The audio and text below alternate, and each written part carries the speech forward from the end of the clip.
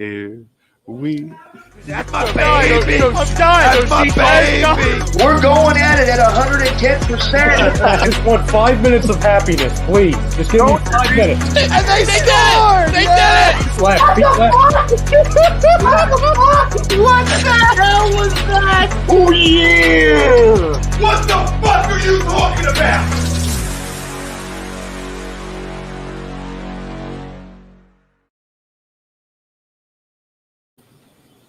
All right, what is up, fam? We are back for another episode of the Weekly Roundup. I'm your host, as always, Steven Rochelle, being joined by this guy over to my right, Mr. Zachary Burr. Zach, what the fuck is up today, brother? Bro, look, we got a little sunburn talk. I don't even look like a real person. I look like I just got some Botox in my face. I mean, like, look, you can see, like, look at, like, the light, like, just gleaming off of my cheeks. It's so, like, but, dude, my hair, I don't know what about it. Like, I look like, who's the character in the one movie that gets electrocuted in the Christmas movie and his hair goes fucking crazy like that?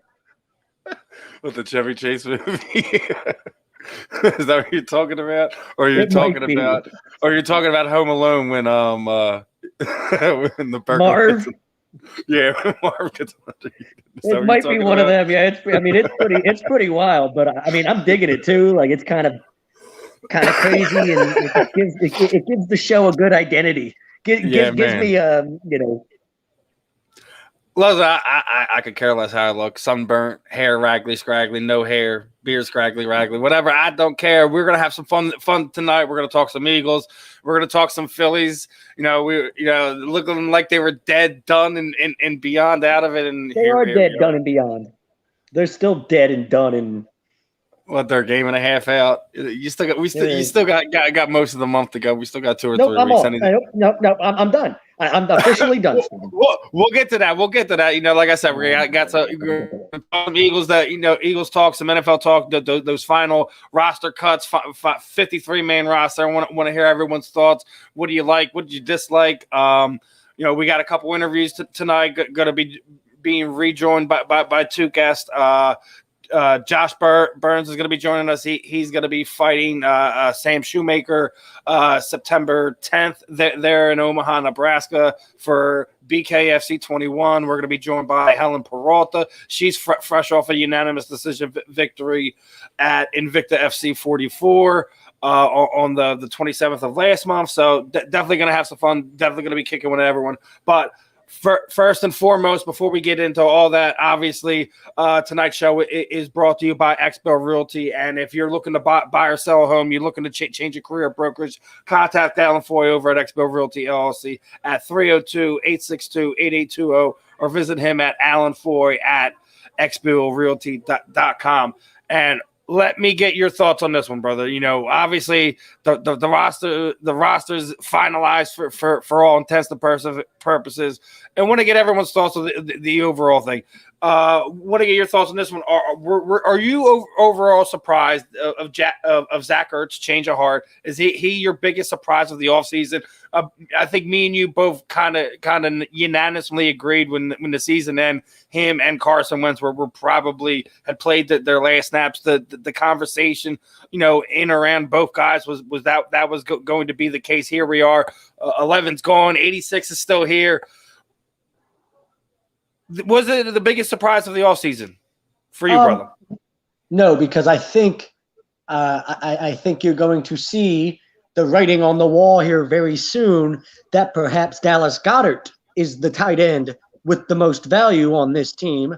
And instead of trying to trade Zach Ertz, which obviously didn't go well and they didn't like the value they would get, perhaps instead of signing Dallas Goedert to a big extension, they might dangle him out there, see what types of, trade offers that and Zach Ertz and them come to some sort of agreement for him to continue with the Eagles, and you go get another young tight end to come in and be like, okay, now you can be the starter, and Ertz is kind of the number 2 and the mentor and the guy that still goes out there and makes plays, but for whatever reason, maybe a lot has to do with his wife, and as me and you both know, Steven, I just got engaged. Happy me. Yeah, congratulations. I'm not sure if it's a good or a bad thing. We'll find out. Depending on who time. I got engaged, Tuesday night. For those that don't know, put a ring on it. So You put a ring on it finally. You put a ring on it finally. There you go. I've been calling her the wifey for years, but now she's officially the wife. So, yes. Absolutely. You know, as me and you both know, sometimes keeping the wifey happy and the wifey's opinion on things is very, it just matters, right? It just goes into everything. And maybe she doesn't. She likes living in the area. Maybe, maybe she wants to stay in the area. And you know, you never know how it goes in. But I think Goddard's the guy with the most value. I got to ask you about this one. What are your thoughts? Landon first got here 51.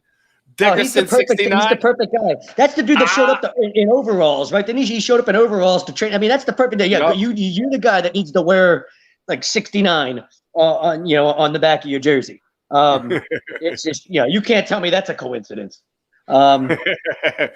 Dickerson 69. What are your thoughts going forward with the tight end position? Because obviously we're probably not keeping Goddard or Ertz, or Goddard and Ertz, right? You're not signing them both the long extensions. So of course we got a troll in here. Of course we got a troll. I'll ignore the troll. Do you kind of read where I'm going with that? The idea that we already knew we weren't going to re-sign both of them, but we always thought it would be Goddard that would get the long extension. Maybe it's now the other way around. I'll get the 1 second. I want to address Mr. Cade real fast. Cade, the only L's is going to be taken is y'all are going to be taking L's regardless of what happens. We both stink. We're both like an average to above average football team. You're not going to. We're both paid. You're not going to win the division. We're going to win Washington win the division again. Deal with it. Stop with the nonsense. Like, look, come on. And as my man said, letting them know. I mean, we could win the division at like 9 wins, but like, I mean, I really don't see 10 wins. And people are like, I could just what's up, Trish? Eric Jacinto, who I believe it was Eric Stott. Both of them follow A2D. I was talking with both of them earlier on Facebook, and we were having this conversation.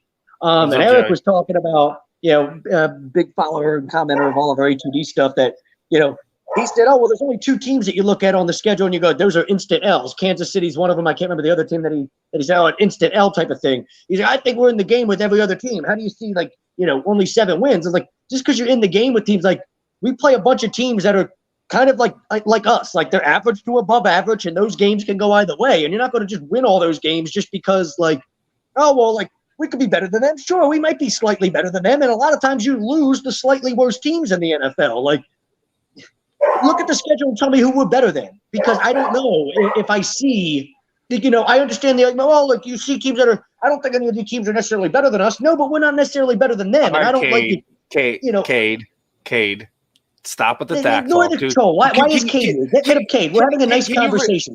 How can you really hold on to that with him coming off of a leg injury like that? He might not even play, homie. Like his shoulder's fucked. Stop. There's so much shit going on with that Dak, situation. It's kind of weird. They scared the shit out of me though. Like I said, I would not be surprised to see Cam Newton laying there. So there's a lot there. And then even then, I will. Yes. Absolutely, joke. See, I can't read, Steven. Jock talk. Yeah. I need glasses. Holy shit! I'm an umpire that can't see. Man, does that fit the joke? No wonder you keep missing them calls, brother. No wonder I keep getting yelled at every goddamn weekend. And, you suck, Blue. I'm like, when he was out, like I just can't see, and he really was safe. Holy shit! No idea. It doesn't matter. It doesn't matter because Washington has arguably a top 10 defense overall. Washington probably got the best all-around football team. I mean, and people that sleep on Fitzpatrick as if he's not. He said, just call him Jock. He's like, just call him Jock. I got you, Jock talk. But I mean, people like Fitzpatrick. I mean, no, that's fair. That's not playing. That's not 100%. Fitzpatrick's probably the best quarterback in the division.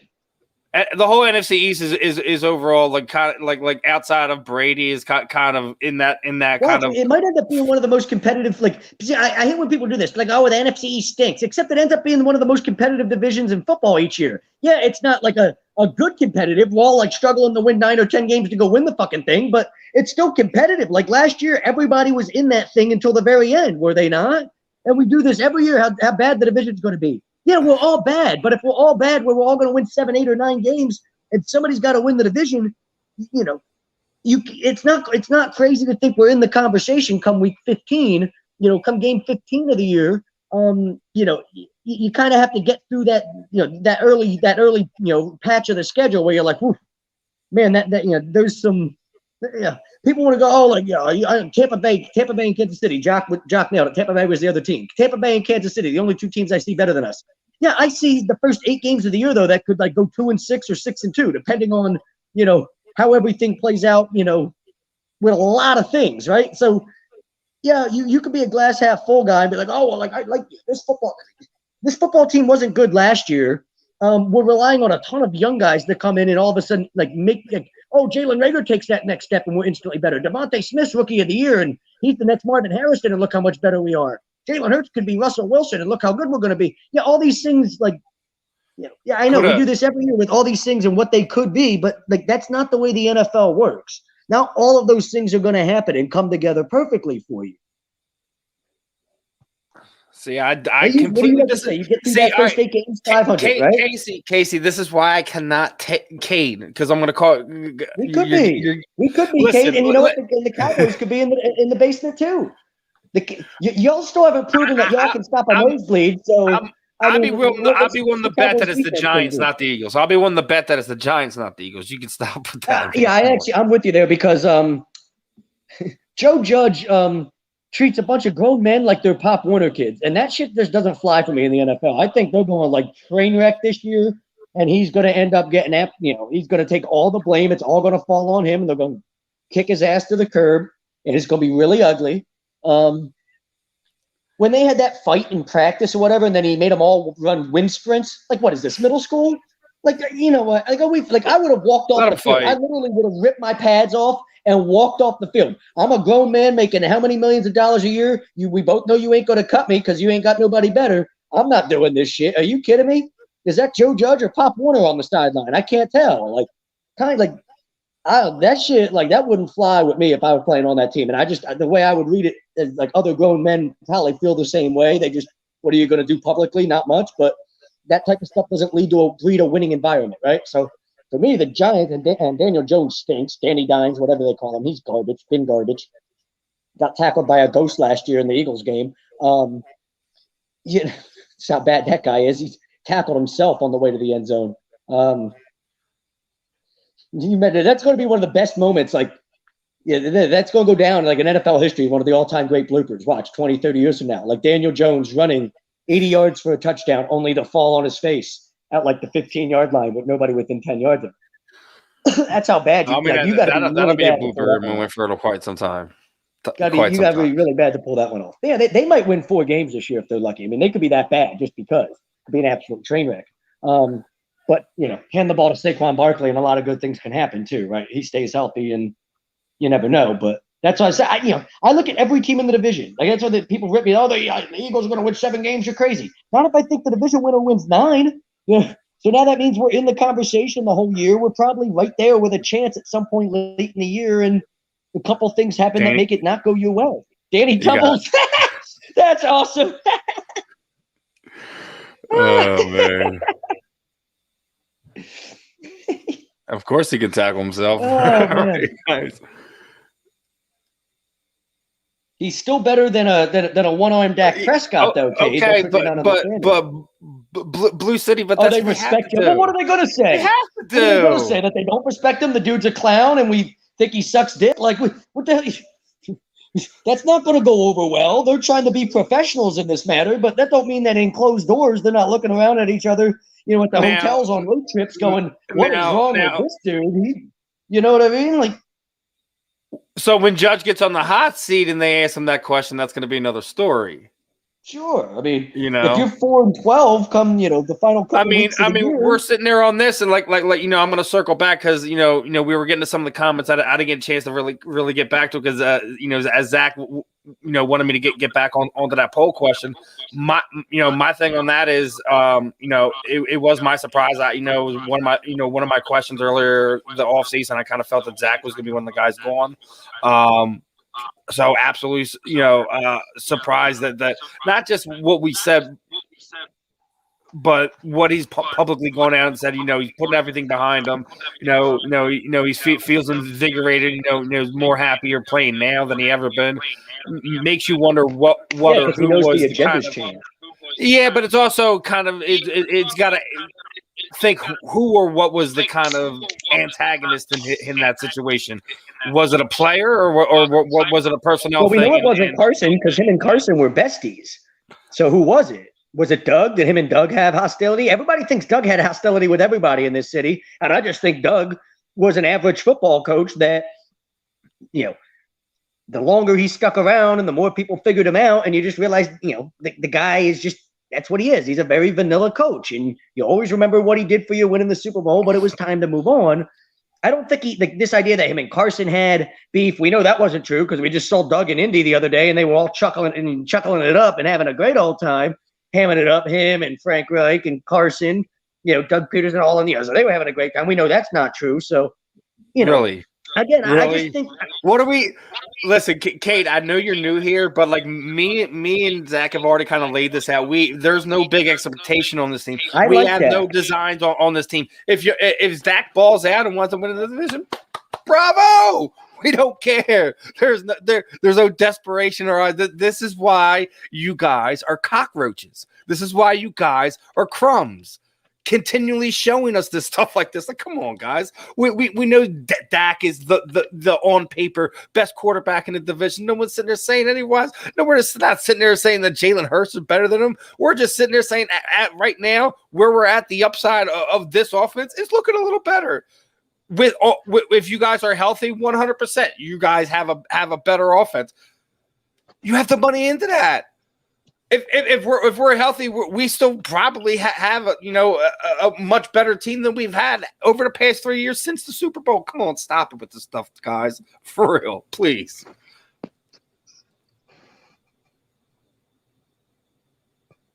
Are you there, Steven?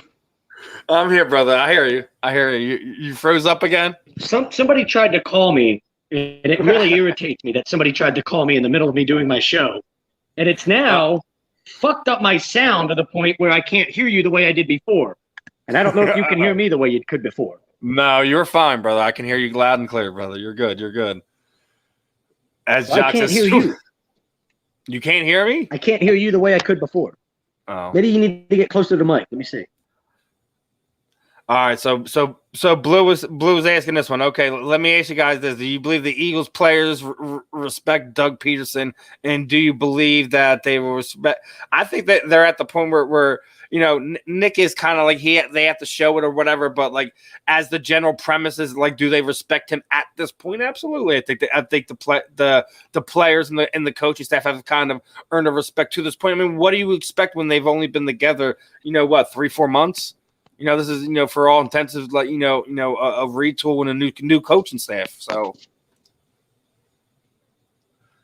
I think Sirianni proved with the Rager thing, that, when he blew up on Rager in practice and the whole media saw it and kind of like reported on it, they're like, yo, Sirianni just lost his shit on Jalen Rager, like right up in his grill, was in his face going at him.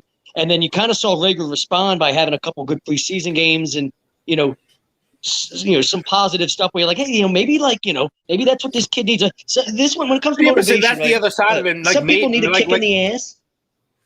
Like some other guys take things. Yeah, but like and that's the other thing. Like a lot of us wondered, did Doug have that kind of ho hum type of attitude when it came to it? Were you seeing Sirianni chew him in his ass, grip him up, let him hear it in front of everybody? Where Doug would have pat on the back. Oh, that's okay. We'll get at the next play. We're a family, like talking about it afterwards at the press conference.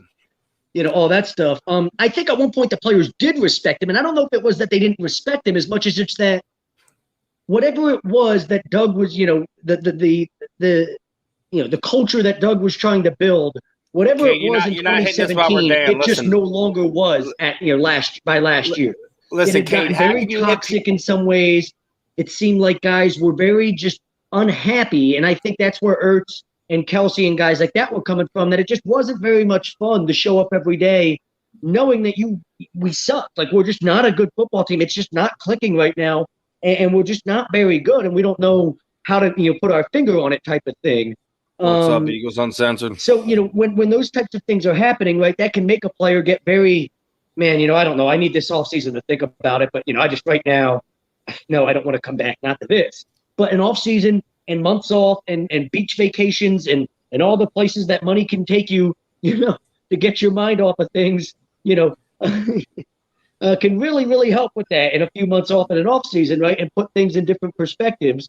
And perhaps, to my point too, like if agendas are changing and perhaps the feeling in that building is that maybe, Dallas Goedert isn't going to be getting an extension anymore, and that it's possible he's the guy that, hey, if we can get something for him, we will, because he's going to walk. And not necessarily that they want to trade him, but is he really worth the value that him and his agent say they are, and they just, all right, no, we're not going to come to some sort of agreement there. We just know it now, and Howie's already kind of thinking into the future the way Howie Beasley does. Now everybody's just a number on a piece of paper, right?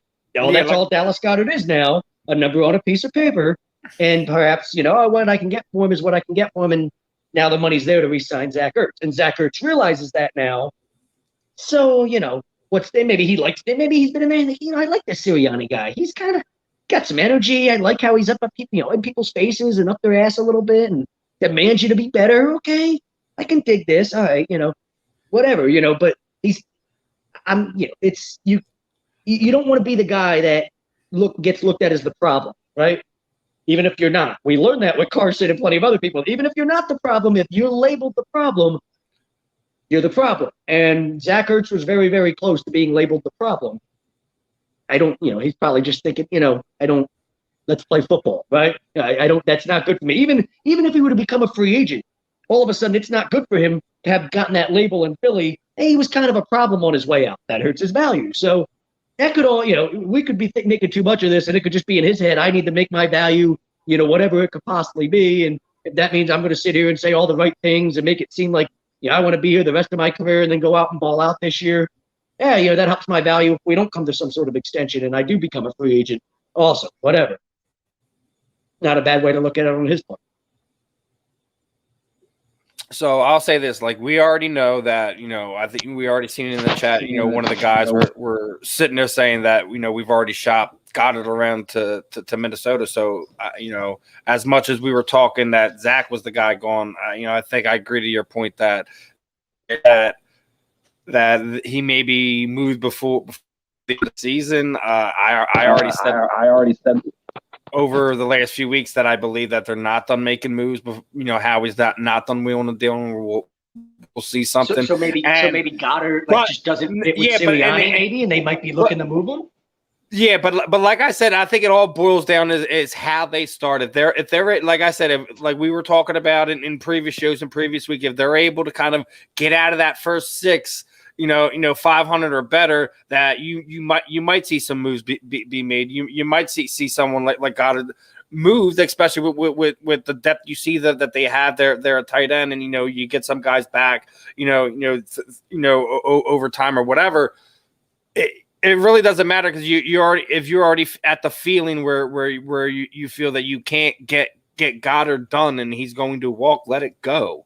They had the leverage with Zach where they had already signed him. He's under contract. So, but want to get to a few more of these. Lord was throwing it out there, and I would say this. I would love to see.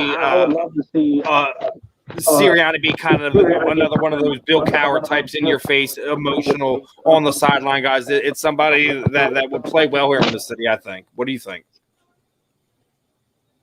I like those guys, and some people are, that was one of my big gripes about Doug. I think is to me he was never a rah-rah guy, and I like a rah-rah guy, especially. I think just at times you need that. Like you need to go from here to, people could see me, right? Go from here to here, right? Like you need to. Oh, he's very even keel, and well, I don't need that. I need a guy that sometimes will get fired up and get in your face, be emotional, be crying in interviews like Dick Vermeer was, but at the same time he's there to give you a hug when you need it or give you a kick in the ass when you need it. That, and to me, like I don't know if that's what Sirianni is, but hell, early on, he's got that type of edgy feel to him. I don't know if I'd go Bill Cowher. Bill Cowher was. I was just sitting there. Yeah, and I don't know if guys. But I was just sitting Bill there Cowher might not be able to coach in today's NFL with that added. Like, the way he used to treat players in the early '90s when he first took that Steelers job, man. like the '90s and shit when they had Cordell Stewart. I mean, remember the NFL film stuff you would see of him and Greg Lloyd, like how like he would coach him. That was just great though. But like I mean I agree with you to a point. I don't think that like some of the stuff he did in them early times could have played off. Shit wouldn't fly now. Sirianni, I don't, we got to see him in action, obviously, but yeah, I mean, from a personality standpoint, he seems like a guy that players can kind of be like, yeah, I love this guy. He's all football, right? Like he kind of gives me that vibe about him. He's a guy that is he a little bit of a football nerd, maybe, but that's that's not necessarily a bad thing if you combine that with the right personality. I'm coming into it with no expectations. Like I said, we could absolutely suck, and it is what it is. A fun conversation. This might be the best way to put it, Steven, and then I'll let you take over again. This is a conversation I had with our own Greg Malekovich as we went to a Phillies game earlier this year, and we were talking about it. And one of the big gripes, we used to always say about Doug, great leader of men, but his scheme and his play calling and all that was very bland and vanilla at times. Whereas Sirianni, it could be the opposite. It could be a guy that we kind of very much like his scheme and like the way, everything looks and flows on the field together. But you just never know about a guy's leadership qualities until you see it in action and you see the results, speak for it, I don't know which one I'd rather have. The great leader of men with I guess I would rather take the guy that has the really, really creative system, and I'll work on being the leader of men because sometimes, grown men can lead themselves too. But it is important to have a mixture of both. I think that's why we saw Doug eventually out the door because his system wasn't keeping up with his leadership ability. Sirianni, you're hoping you get a little bit more balance with all of that. Yeah, it seemed like he needed, he was one half of it, and whoever was his OC was the other. When he lost Frank, he lost the completion of the head coach's brain, so to speak. And I kind of believe that there was a lot there between Doug and Howie. I could see a guy like Doug not liking Howie. I can really see a guy like Doug, the kind of laid back guy that Doug wants to be, that Doug clearly likes to be. I could see him really, really like just despising a weasel like Howie Roseman. Like Doug's the kind of guy that just sits there and listens and he goes, "I don't trust a damn thing. This guy says." I could definitely see that. Like that's why from 2017 till last year we saw it get very toxic. Maybe that had less to do with everybody else involved than just more to do with the Doug Peterson-Howie Roseman relationship and Doug Peterson-Howie Roseman dynamic. You know what I mean? Which if your two bosses are kind of at each other's throat, it's not going to lead to a very good work environment, right? It's not going to be a very positive work environment. That's going to carry over to your employees. And you can kind of see how it all maybe would snowball if that was the case. And I think a lot of people don't like Howie Roseman. He's hard to kind of like and get along with. You just got to realize he's a businessman and you're a number on a piece of paper to him. But a lot of people don't like that. It rubs them the wrong way. And that's why Howie just got called out by other executives that said by far they're agents, but it was agents that said they trust Howie least out of all the NFL executives, all the NFL GMs. That's the one they trust the least. No wonder we can never sign any big free agents. No wonder any of these fucking studs never come here. Their agents don't trust Howie. They literally, that's out of the horse's mouth. They say they don't trust the guy enough for their clients to sign here. How do you, if you're Jeffrey Lurie, keep a guy like that in the building running your football operations, knowing that agents around the league just said he's like the biggest weasel out of all the NFL GMs. We trust him the least. That's going to be the biggest issue with all of this for me.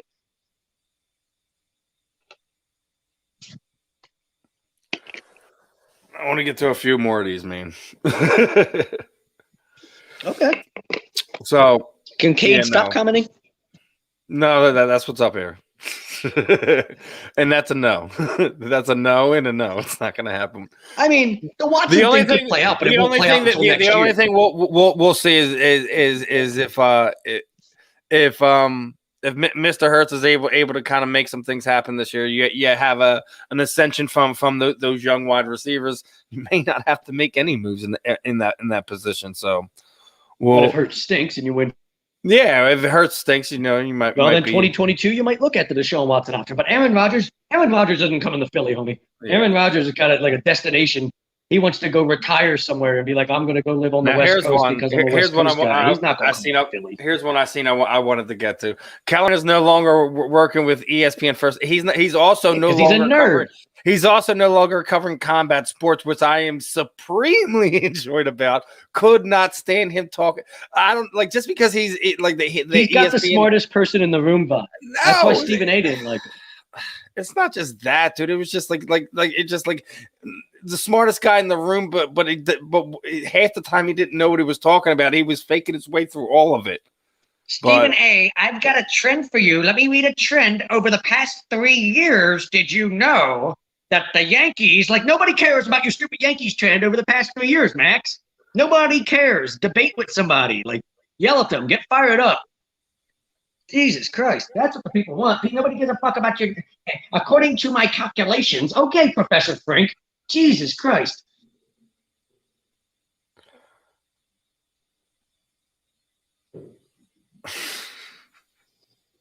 What else we got? We got a few more. That's what happened.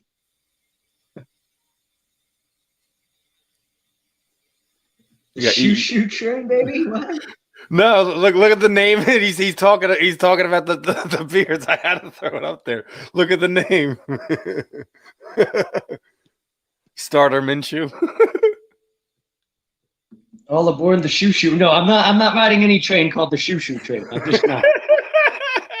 I had to leave it up there just so you seen it, brother.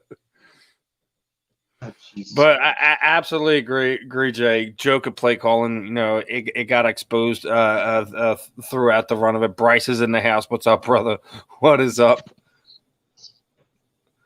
Now that's the big one. Today officially marked. Football is officially back. College stadiums are back. What were your thoughts on some of the week one game of live college football? What's up, brother? What are you feeling? What are you excited about? Me? I'm not excited about anything. You don't like college football? Stop playing with me, dude. My picks that I was told to bet on because they were locks went like 1-5 this week. And I'm looking for a new bookie.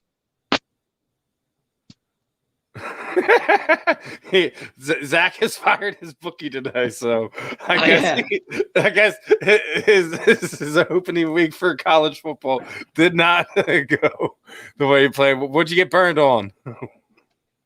I was told to bet Oklahoma to cover the 28.5 against Tulane, which they probably should have because it's Tulane and they stink, and Oklahoma with Spencer Rattler supposed to be the Heisman favorite. But instead, Oklahoma wants to join the SEC, and they barely snuck by Tulane today. Tulane dropped 35 on Oklahoma in Oklahoma, and Oklahoma won 40-35. Spencer Rattler had more turnovers than he did touchdowns. Oklahoma wants to join the SEC. The SEC's like, hey, there's a requirement to join this conference, and you can't you got to actually be able to beat Tulane by more than what the spread says. Like if you can't beat Tulane, if the spread's 28.5 and you can't beat them by at least that, you can't join the SEC. I'm sorry, that's ridiculous. So Matt's got one for you. He thinks the tight ends as a group will have over 100 catches, or more total. We are good. Or Ertz is it gonna get the catches he once could with. This is a different system, man. With the tight ends. And he's talking about Goddard kind of taking the reins a little bit late last year. Wentz targeted as a tight end well. Let's see if Ertz can do some. I'll tell you who's going to be Miles. The surprising. Listen, Matt, we've already explained that there's a reason why the running backs that are on this team are on this team. Kenneth Gainwell will absolutely cover. Kenny Gainwell is going to eat this year. And Steven, I told you about him. Was I not excited about the kid and his potential when we drafted him? And I not tell you what, he's going to surprise. It's a perfect type of system for him to come Bryce, into. I'm a PSU boy, man, so I'm loving it, brother. I'm loving it. Pass catchers the way he did in Indy with Naeem Himes. And if Miles struggles in the passing game, you've got a guy in Gainwell who played some receiver in college. It's such a perfect just situation, and they like him so much that they cut Kerryon Johnson and brought him back, to the practice squad, the love, yada yada, the hurt thing, and they cut Jordan Howard as well. They like him so much they cut Jordan Howard, so they're rolling with Kenny Gainwell as their number 2. he could surprise a lot of people in this system this year. You're going to see the running backs used a lot out of the backfield and creative passing patterns. You're going to see a lot of crossing routes and different things like that with Rager.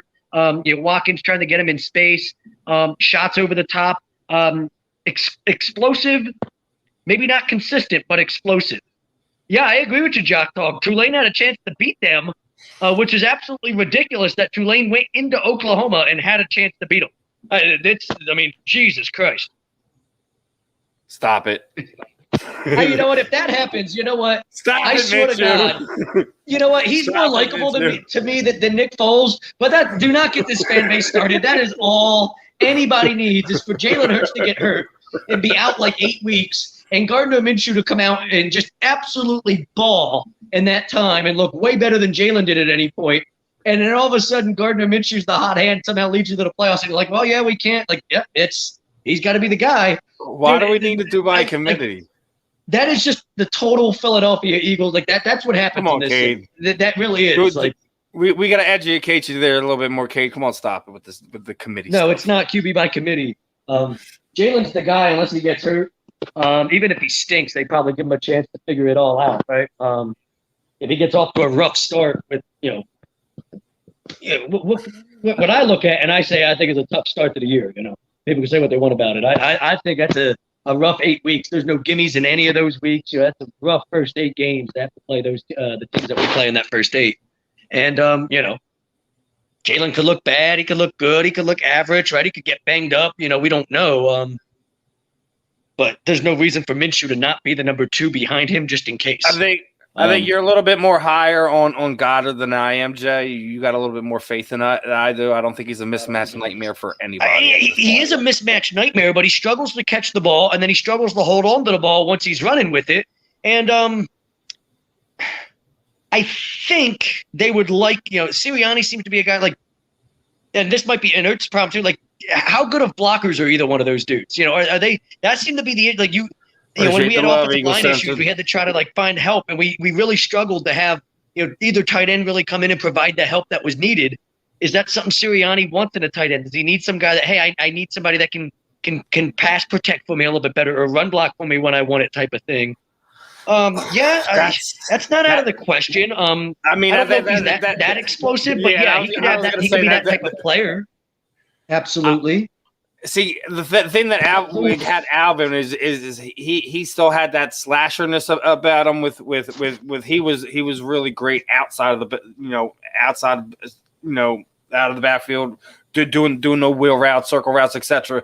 But we still have to see what game was. We can be excited about his potential, what he looks on about X, Y, and Z. They still have to play games.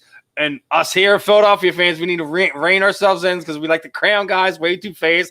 Obviously, we haven't even talked about it. The Travis Fulgham experiment is over. People need to stop with that. Listen, Travis Fulgham was now. Travis Fulgham wasn't a top 100 prospect. Kenny Gainwell was a top 100 prospect that fell to pick 151. So that's drafting 101. Any of us that played fantasy sports knows that. If there's a dude that's a top 50 fantasy prospect and all of a sudden you're at pick 125 and he's still there, you're like, you kind of take him just because value, right? That's the way it goes. No quarterback factory, Jock. None. Listen, we said it, man. Yeah, 2-6, 3-5. 2-6, you're like, that's 3-5. You're like, I don't really, people go like, 3-5. Like, I don't think 3-5 is that bad with that first 8 games. Like, that probably means you're in a lot of football games. You're 3-5. Okay, like that's like these people are like, there with a winning record. Like, I think you're smoking crack. Like, I really do. Like, it's just I just don't see that. Steven, you said if we're close to 500 coming out of that first 8 games, that's a win, right? 3-5 is close to 500 there. 4-4, you're ecstatic. All of a sudden, you might be thinking playoffs coming out of there 4-4. With the way things play out, the tail end of the schedule and the division and yada yada, you could say if we get the 9 wins, you could win the division realistically with 9 wins. Minshew has more faith in this team than I think half the fan base does.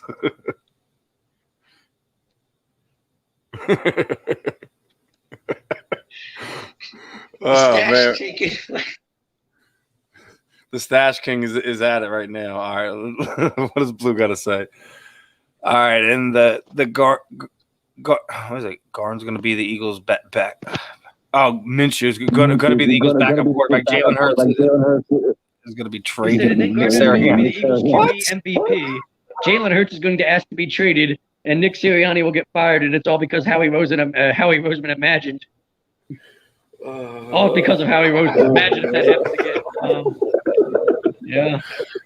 Oh man. Listen. Wasn't Howie here when everything happened with Donovan and we traded him? Wasn't Howie in the front office then? Howie hasn't been a quarterback he doesn't like to trade, huh? Howie loves wheeling and dealing quarterbacks.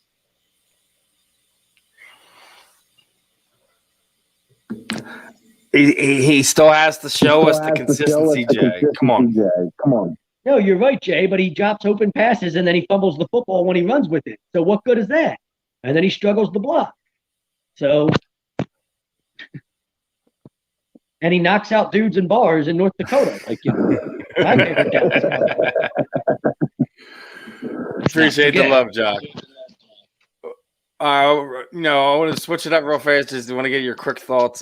Phillies up 2-0 on those Marlins, and two out, one on top of the eighth. What are you feeling, brother? I know. You said they're dead. They're dead. We need to do something. I actually need to leave for like a couple minutes because my umpiring boss for tomorrow texted me, and I actually have to respond right now. But I will be back. By 8:50 or so, 8:47 or whatever. I just need to respond to this text, and I don't want you to think that I'm ignoring you. So apparently, my partner for tomorrow is having car troubles, and I have to see what the hell this text says and yada yada. I don't know, Steven, but I don't want to do that. I want to make sure I handle all this before our guest comes on at 9 o'clock. Well, maybe you should just wait till that happens so you could do it while I'm introing him and doing what you got to do, so you don't have to. I think it's going to take a little longer than that, Steven. I just want to make sure I can handle it, so I don't have to panic. Come 9, you're not able to handle the show for 3 minutes by yourself, Steven? No, I'll miss you too much.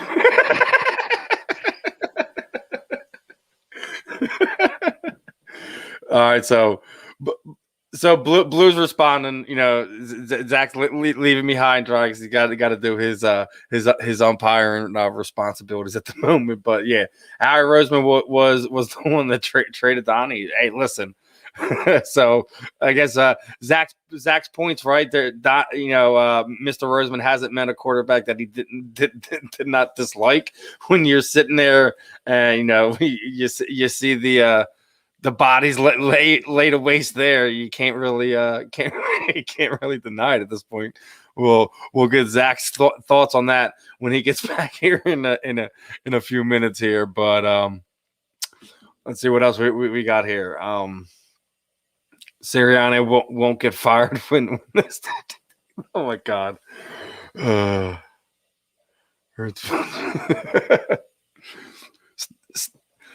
Starter Minshew, where are you coming up with this? You got a mystic ball you haven't told us about that we don't know? Because if so, man, I need to know. I got some bets I want to make.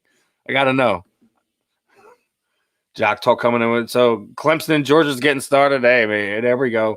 Some smash mouth college football is about to happen with them too. And Clemson, isn't that where Jeremiah Trotter's son Jeremiah Jr. is playing right now?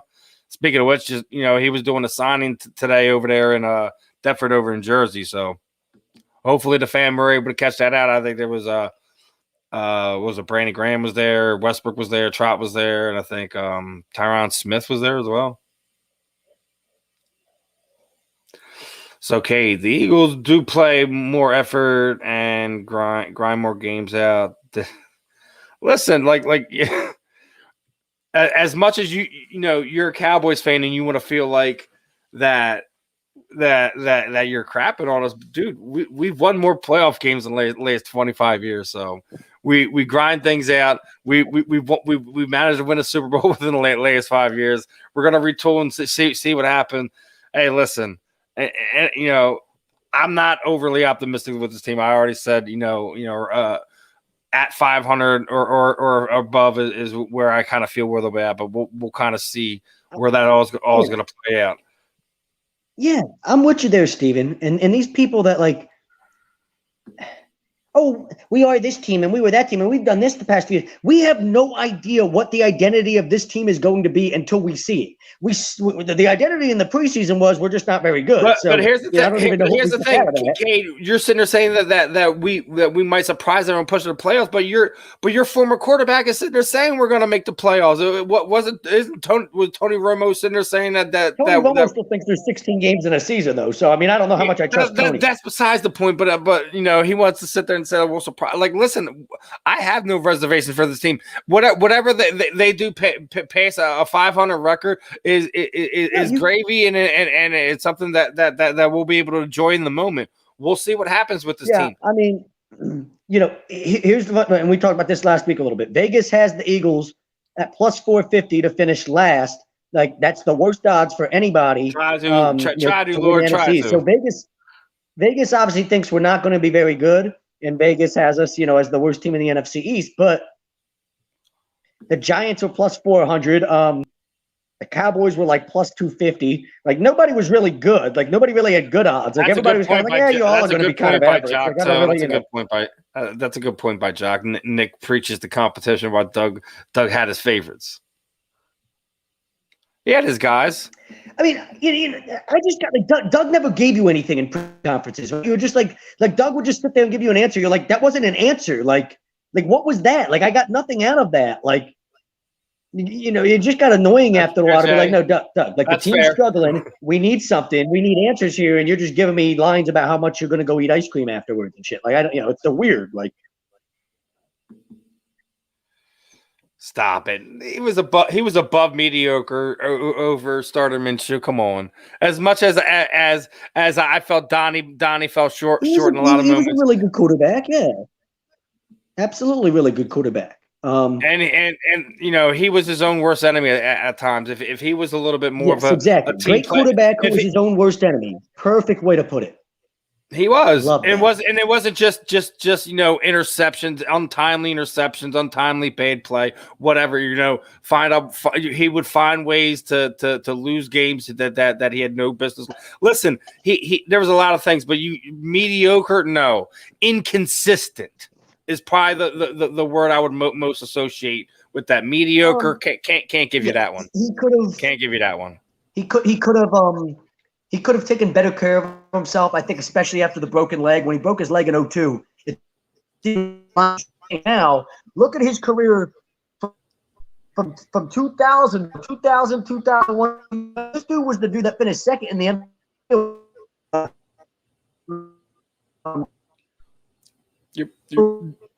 You're freezing up, brother. Change it up again. You're gonna have to change it up again. You're good. I got you here. I'm not frozen now. You're ungodly choppy, brother. Well, so. Oh man. The Marlins lowered. They got one in there. These pesky Marlins. Yeah. Yeah, I mean, when McNabb was young, first couple years in the league, he was really special. I think, I don't know when, like the drinking problem, obviously, it was something that got exposed as his career went on and everything in his later life, when we kind of realized the dude had a drinking problem his whole career, out of it, whatever, and whether that held him back is part of him not taking care of himself the way he could have as he got older.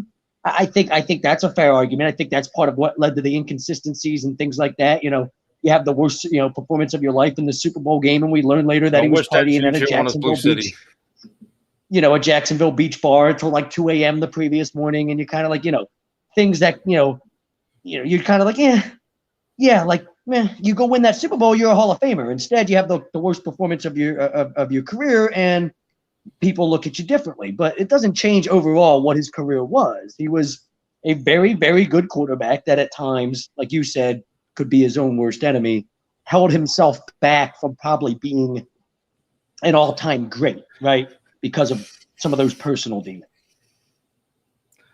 Yeah, he's not the only guy that's had that happen to him in sports, right? Like, I mean, it's not like that's like, I'm not like, you don't try to make that like, oh, like, you know, it's such a sad, like, it's not that. It's just the reality of what the situation probably is. You connect the dots and you go what the evidence tells you now afterwards, and we kind of know the truth of it, and it is what it is. I don't judge the guy for it. I judge the guy more for everything that happened at the NFL Network when he worked there. Do you know about that? When him, a couple of the other guys got fired because of the text messages they were sending the bitches and shit. When all these, they're married men and like they got like interns that are working there at the NFL Network, and he's talking about, girl, you look like a type of girl that's fuck you, and different types of like really like just like dude, like super. You can't do that in a work environment and get away with that sort of shit. It's just like, dude, like, I don't know, kind of come across as a scumbag for me. But then again, plenty of all-time greats are scumbags too. So, but if you're going to judge somebody, I'm more judging them for that sort of thing than I am any other. I like to drink. If I was $100 million athlete, I'd probably have a drinking problem too. I'm not going to lie. I'd be partying. I'd be snorting blow. I'd be fucking strippers. I'd be every fucking night too. It would be wild, man. Like, you have no idea what I would do with $100 million if I was a professional athlete. Dwayne Haskins, how dare you go to a strip club and get yourself thrown out of the like, bro? He's 21 with like more money than he's ever seen in his life. I'm gonna go get some titties in my face at a strip club too. Like, fuck you. Now, yes, Robert, I will be in the back room of the strip club. Now, Robert, let's not forget that he was given burners after that. He could, T.O. didn't help, but neither did Donovan help about that whole situation. Yeah. Then he was given Jeremy Maclin. If you want to look at Donovan and be mad at Donovan, then he was given Jeremy Maclin then he was given Jeremy Maclin and Deshaun Jackson and proceeded to waste that one away too. So, and right after we got rid of T.O., we had Kevin Curtis, who is a very underrated receiver. Don't. Kevin Curtis had a couple really good years for us, and then crashed and burned because he had injury problems. Well, what's that? I mean, like he was Kevin Curtis led into having Jeremy Maclin and Deshaun Jackson. They realized with Kevin Curtis that if you have a guy with a burner type speed that could go over the top, Andy realized how much it would change his system, and they immediately. After the 2 or 3 years, I think they had Kevin Curtis for 2 or 3 years, and they immediately went and drafted Deshaun Jackson, knowing that type of speed was gonna help change. Now I know Minshew has really lost it. Don loves his Lions, but he doesn't like throwing away money. Come on. Go back and look at Kevin Curtis and see. This is what I say about the receivers that played with Donovan. That people want to bash them. Go back and look at all of them. Like. I mean, there was a time that all of them, like every single receiver we had, including Reggie Brown, excluding Freddie Mitchell from that group, right? Because Freddie had like one big play. He never really put together a full season. Pinkston, Thrash, Reggie Brown, Kevin Curtis, all of those guys, Jason Avant, all of those guys, Greg Lewis, they all had better seasons and better stretches of years than any of the receivers that we've had on this team, and probably until this year. Like, think about it. Like, all the guys that Carson played with, the Greg Wards and those guys, like, when you go back and look at Donovan's receivers. Kevin Curtis, White Lightning, stop it, you guys, man. Go back and look at the receivers Donovan played with at that time and tell me they weren't better than our receivers in 2016, 2019. The problem was, I guess the real problem was that there was always a guy he could rely on, but you can scheme one guy away. You know what I mean? And he could never find the reliable guys down the depth chart. T.O. and then Deshaun Jackson got there, and he became like the weapon. Right, but that's different. That doesn't mean you didn't have a bunch of really solid receivers. Like, again, like you compare those guys to what we had in 2016 with DGB and guys like that on the outside. Compared that in Doug's first year with Carson as a rookie, yeah, you want to forget that, don't you? Exactly. Then go back and look. Oh, great, the Super Bowl year, awesome. Oh yeah, you got Alshon, a bunch of Torrey Smith, bunch of really good receivers. Sure, none of them are Hall of Famers, but a bunch of really solid guys. 2018, that kind of started to fall apart. 2019, it was awful. Minshew's on fire, man. Grocery baggers from Minshew's on fire tonight. He gets past 7:30. Whose burner is this? Whose burner is this? Yeah, that's funny. That's all. Yeah, this is some good shit. Yeah. So Greg agrees to the No, poll. Steven, don't laugh, but actually answer that question. Like, be honest. You honestly going to tell me that the guys I mentioned, Pinkston, Thrash, Greg Lewis, Reggie Brown, Kevin Curtis, that all those guys at one point or another didn't have better years than they weren't better collectively as a receiving core than what we had in 2016, 2019, last year? Like, seriously, like, you can't convince me. Like, they weren't scrubs. Todd Pinkston at one point was in the league. Yeah, he was like always top 3 in the league for like 40+ yard catches down the field and shit. Like, that's a guy that could take the roof off the top. We didn't even have that for like the longest time. We had to go get Torrey Smith to make that happen. We didn't have that, and that's why we went and got Deshaun Jackson. You're like, oh, look, finally we got somebody that could take the top off the defense again. Except Deshaun can do a lot of other things that Todd Pinkston never could have ever dreamed of in his entire life. But to act like those guys, like none of them. Like they fit into that West Coast system that Andy was. See, you the bad juju got spoken into existence, and here it goes. You're talking on him, and now here it is. The explosion happens. Here it is. I told you. Stop. I don't know why y'all keep getting bought into this Phillies team. I've been telling you. I would go look at my Facebook post. And I made the Ricky Botalico post with the Ricky Botalico face, like the face I make when people tell me they still believe in this team. So Matt's here. It's just over. Steven, you're the one that's frozen. Actually, no. Yeah, you're. All I see is you doing duck lips.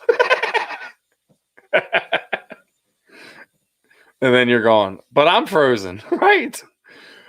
All right, Matt. Donovan wasted T.O.'s time here as well as Brian Westbrook's entire career. I don't know about that.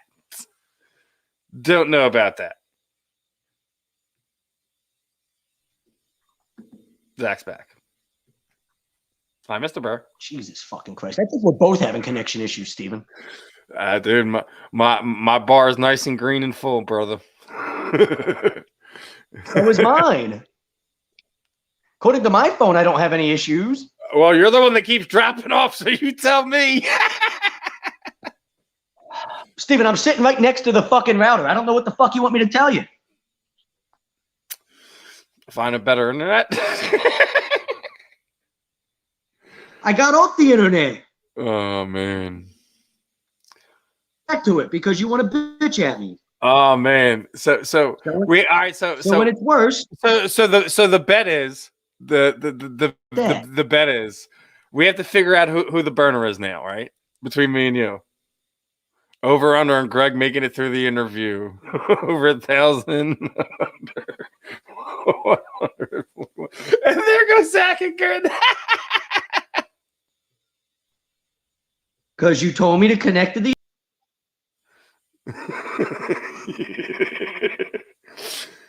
Green and. Oh, man. Of course, you would have to say that, Greg. Christ, you're so fucking annoying, Steven. Why am I annoying tonight? Please elaborate. I want to hear this one, brother. Lay it on me. Because I understand the connection's fucking going out. Okay, well, there's nothing I can fucking do about it. It's just this fucking bad on you. I'm about it. You're the one that's getting mad about it. Hurricane. Fuck you. I've got perfect connection. I'm sitting right next to my goddamn router. You're the one that went through a hurricane and got a backyard that doesn't exist no more. How much damage did your basement get, Steven? Huh? Probably a lot, right? And you want to tell me about internet connection issues as if your fucking internet connection ain't still flooded with goddamn hurricane water. Fuck off.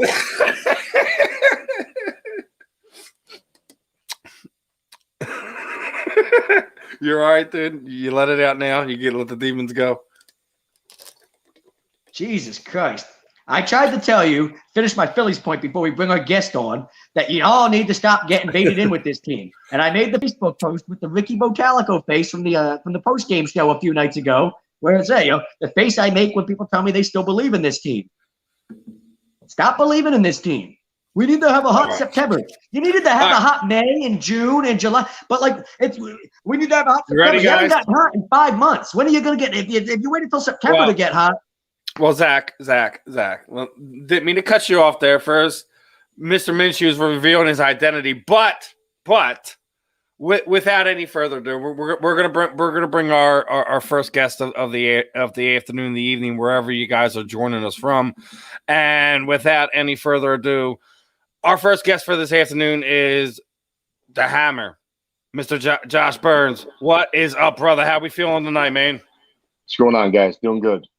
I'm doing great. You know, Zach's having a little meltdown on me because I was just busting his chops about his internet. Listen, I've been in the sun way too much today. I did 5 10-year-old baseball games. No, they were 11. I'm sorry. I don't know if that makes it any better. But 11-year-olds, and we're 5 baseball games in like 100-degree heat, and I've had it. Okay. And he got engaged this week. He should be happier, but I don't know. I got engaged Tuesday, so I'm not sure if that's good or bad. Yeah, that's probably messing with your soul too. Giving me some bad juju. Yeah, a little bit. So how about you, brother? We're getting close to it, man. Well, we're a little bit less than a week away. You get to throw them hands again, brother. How excited are you?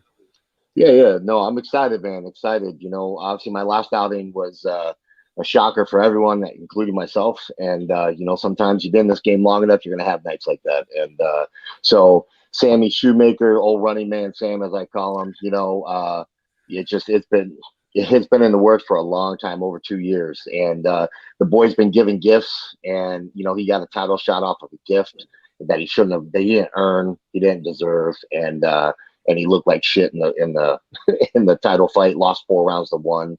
I mean, he looked great in round 1. You know, but a fight is 5 rounds, especially when you don't have power like him. He ain't got the power. You can't put no one away. So, you know, at the end of the day, we're going to get to put hands on him on Friday. We're going to show, you know, he claims he's not running, but at the end of the day, after I done beat his ass like the redheaded stepchild that he is, you know, you're going to see why he was running. And everyone's going to understand why this little skinny cat's running. So I'm looking forward to it. I'm definitely looking forward to it. You know, like I said, you know, you've kind of alluded to it, man. You know, it's been a long time coming. You know, this I think is the 3rd time y'all were scheduled. You know, this will be officially the 3rd time that we've been technically officially scheduled. But there was 2 other times that he's a little bitch and doesn't want to talk about that. Nate Shook, the matchmaker for BKFC, has called and said, "Hey, Burns, will you fight in 3 weeks?" I'm like, fuck. This was after the cancel fight, and I'm like, I'm not in shape, but fuck it, I'll do it. You know, all I gotta do is touch this dude on the chin. And he's the one that calls back. He's like, "Well, I'm not in shape. I don't care if I lose. I just don't want to look bad doing it." That's his exact words from Nate Shook. So at the end of the day, and then there was one other time that they had brought it up. I accepted, and then he obviously it faded away. And no, he won't accept. So at the end of the day, yeah, we're just ready to knock this fool out, you know. And at the end of the day, he's not even a true fighter, bro. Like at the end of the day, he's that big fish in a little pond. And you know, every time he's fighting upper echelon fighter, he's lost. And when he loses, he storms out the ring like a little bitch, and you know, cries and stomps his feet and claims that he should have won. And like he's just like a spoiled little white boy. Like he's literally, I'm from Detroit. So, like, all my boys and my training partners say the same thing. That cats like that is what makes us white boys look bad, you know? Little spoiled ass bitch that you know, you lost fair and square, bro. Show respect. I mean, when I lost to Frank Tate, it was not expected. I was supposed to win. I think it was like fucking 10-1 favorite. And, you know, hey, shit happens. And after the fight, took pictures with his son, hung out, exchanged phone numbers, talked a little bit. Hey, you gotta show the man respect. You know, it was his night, not mine. And you just dust yourself off and you move forward. Yeah, some people don't have the honor code and things of that nature, and just, you know, for lack of a better term, you know, taking the loss on the chin, and right. You know, and you know, there's an honor and respect to things, of a way to do things. You don't act that way, like you said. You know, he's acting like if he's acting like a spoiled little bitch, as you said, brother. I'm not one to sit there and call things, but, you know, seeing a lot of things that are going on social media, the memes have kind of been a little interesting, but, you know, the stuff going back and forth between you guys. How did that whole thing started, man? Because that seems to kind of be the thing that's kind of really been really getting your motor going too. Oh, it's just fun. So the main thing all started when the problem is he has a management team. And all these guys are rookies in the game. They don't know nobody. And when they meet people, they don't understand. I've been in this game twice as long as all these cats. So they know the same people I know, just those people like me better. So when you run your mouth to somebody and say, hey, we're going to pull out of the fight with an undisclosed injury, fuck Burns, he doesn't deserve this fight, right? Well, they call me. What do? I talk to Nate? No, I'm going to do what a professional does. I'm going to turn the heat up. Social media is a beautiful thing. I'm going to turn the heat up, watch them turn red, get them all angry, get them to start barking back. Now the running man Sam shit is going to stick if you pull out of this fight. And so if you watch the memes, it's not Sam. Sam's not articulate nor intelligent enough to be able to do that. His manager, who has a little bit of fucking education, like, it's funny. He tried to come at me with that. See, you don't want to fuck with me with academic accolades because I'm not a meathead. I've got by far more education than this cat has. And I smoked him online, and that Matt guy backed the fuck off real quick. And, go ahead, brag about it a little bit. What are your degrees? You got put your degrees out there. Let them know. Yeah, let's put it out there. listen. We'll just go with this. I've spent almost 8 years in school, okay, and I have advanced degrees, and I'm educated, and I've been fuck formal education. Let's just go fight education. This motherfucker's his manager's a band guy. He played in a band, and then now all of a sudden he's gonna start. He's a karate guy. And now I'm gonna come over to bear. Now, bitch, you don't know shit about the sport. So you jump on the bandwagon with this cat that's in a big fish in a little pond, and he's the big deal in this little town. Good deal. Now every time this big fish in the little pond stepped up against any competition, he's lost. He lost to Maurice Jackson as well, but because he was on this little hype train for BKFC in the beginning, he had this little American thing going and all this shit, right? And he won a split decision. If you watch the fight, any person with any kind of education in the fight game would look at it and go, yeah, Maurice Jackson won that fight. Don't know how the fuck that happened. And Maurice Jackson's one of my boys. So, say, am I? Well, we know biased? how it happens. Sure. It's something we've talked about in the sport all the time. Judging's terrible. There's no kind of, any Manny Mower Jack can wind up going up there and wind up screwing you guys who work a lot of hard money out of fights that probably should be in your pocket. But it's one of these things that, if not for nothing, if you guys can't get anything to going with better judges, referee, open scoring would be great. I think open scoring is probably the smartest way to go. But then again, what's that going to change? Okay, so now people are going to know that that what the fuck Roundup you watch. Exactly. They're still going to do the same shit. But no, it's one of those things like wouldn't you rather know like if you're going in if one of those close fights and you're going in one of those last rounds like, oh, I think I should be up 2, and then you look at it and it's like, oh wait, I need to win this.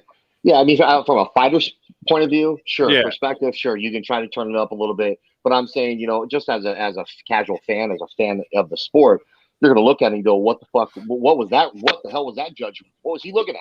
Like, clearly it went to the blue corner, but he's judging for the red. So, but we all know how promotions work. When this all happened, BKFC was new. And I love Dave Feldman, love Nate Shook. They're like family. But in the beginning, you're trying to get your promotion going. So you're trying to find that key guy that can carry the sport, carry your brand and bring it across. And they thought it was Sam Shewmaker because, of course, they pull out this stupid pad thing that you hit, and you hit so many pounds, PSI, and oh my God, you're the hardest puncher. Look, this ain't a video game, bro. So we need practical application. So when you put your fucking fist on someone's chin and you can't put them to sleep, that proves you don't hit hard. You hit a little fucking pad hard, but you can't hit a man hard. So at the end of the day, I'm telling you right now, watch it. Go back and watch. BKFC was all over Maurice Jackson. They were all over him. 6'8", giant, big black guy. He's my boy. We call him, the big gorilla. Like, he's a monster. Mo's a monster. Okay, he's 31-1 and K1. Like, he's a beast. And whatever the fuck happened, whatever Powers Beat said, he had that knockout over my brother Prendle. That's Sam Shewmaker. Got a knockout over Prendle.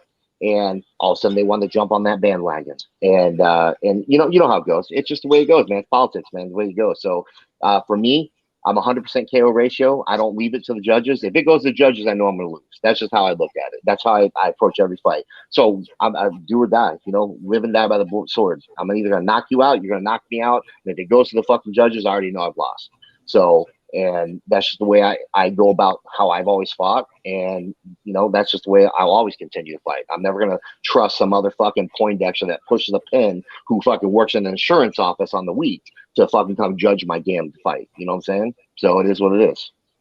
So is that part of what, like, you make the move to bare knuckle boxing. What about bare knuckle boxing makes you feel as if you can have more success there, or it's more like, what you want to do, and it kind of fits you better than what everything, that was going on in MMA? Is it the judges and that you feel like you have more control over everything in bare knuckle boxing? Well, one, I think bare knuckle boxing is more of my niche. It's something that's cut out for me. When I was in MMA, I mean, Mark Coleman would tell you the same thing. I was with Hammer House and Mark, but guys, I mean, I was making crazy 6 figures a month money. I had owned a business, was doing really well, so it was like a hobby. And I was one of those guys that was just marketable, the way I looked, the way I fought, and I was always the 3-week guy. I would never say no. So when Sam Kaplan would call me with 3 weeks out from a fight, I was fighting the top 10 guys in the heavyweight division on 3 weeks' notice. I mean, shit, I got a 3-week notice against that Justin Wren, the UFC Ultimate Fighter guy. He had been training for 6 months for that fight. I got called on 3-week notice. I still got in there, went 3 rounds, and to be honest with you, yeah, so I got tired, but so did he. But he had 6 months to get ready for that. So, at the end of the day, I was just the guy who would never say no. It was just always something fun and, something to say that I did, So, but as far as bare knuckle, when I got the opportunity to go to bare knuckle, I just felt it was more my niche, and it proved to be that when I started putting hands on people, because MMA, no one would really stand with me. I only had a few guys that would stand with me and throw hands, and they were like Rafael Butler, a former WBC top 5 ranked heavyweight boxer, guys that could actually throw. So, but yeah, as far as that, I mean, bare knuckles is what I think is just more geared towards me.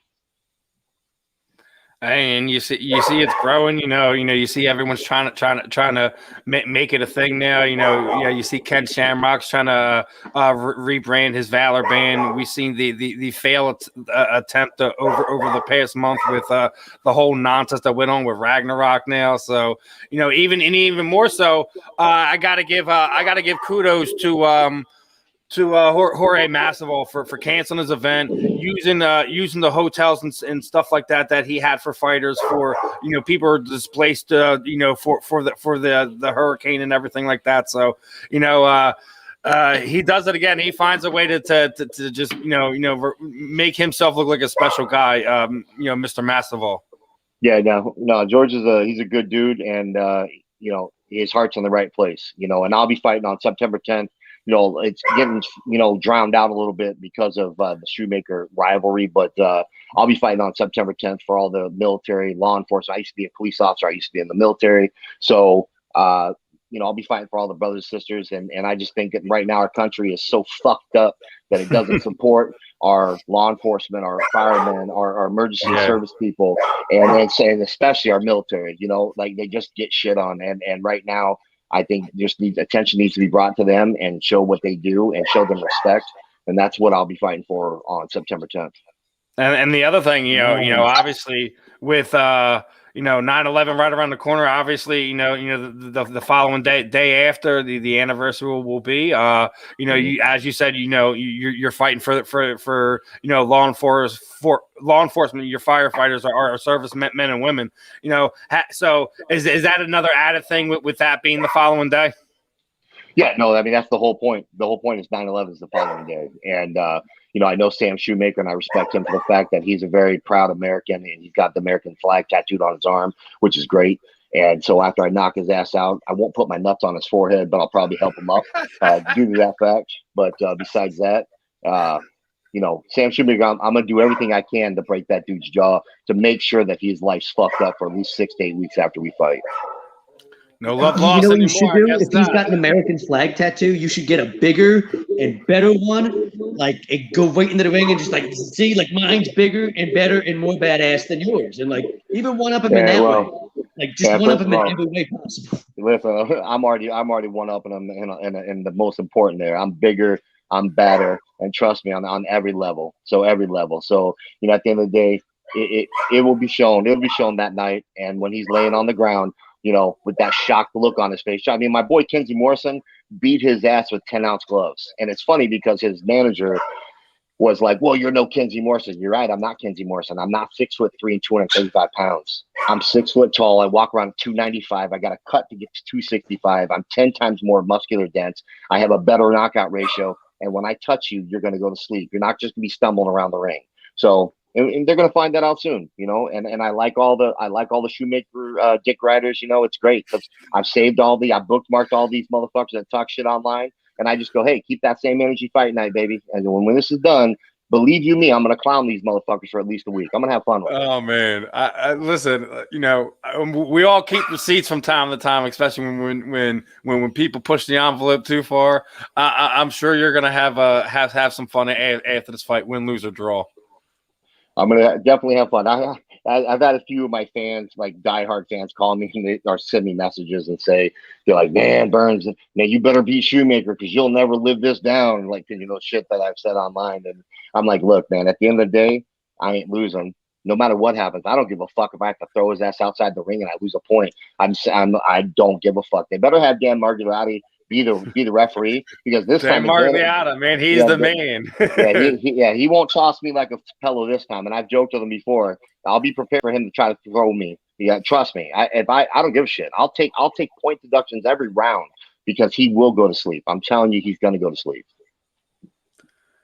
Listen, I don't think I have heard not only a more confident but a more fired up fighter that I've been able to interview here on ATD Radio. Josh, alone, if you haven't watched Bare Knuckle, just listening to Josh's passion into this fight should make you want to go. What was it, $9.99 for the app to go get the event? Man, so what I tell people is, if you go on my websites, like my Facebook, Instagram, there's a link in there, and if you buy it, it's a monthly thing for $3.99. If you try to buy it by itself, it's like $30. Just buy the app, watch the fight, and then cancel the fucking subscription, and then redo it again the next time. Look, let's be real. We're gonna be real. Like, I'm sure BKFC is gonna hate that I say that, but at the end of the day, you know, until you fucking see the fights, you won't know what it's about. But as soon as you do, I guarantee you, I would say 80% are not going to cancel it. They're going to be going through the library, looking at all the fights, because it's a different type of fighting. Like I said, it makes you stand and bang.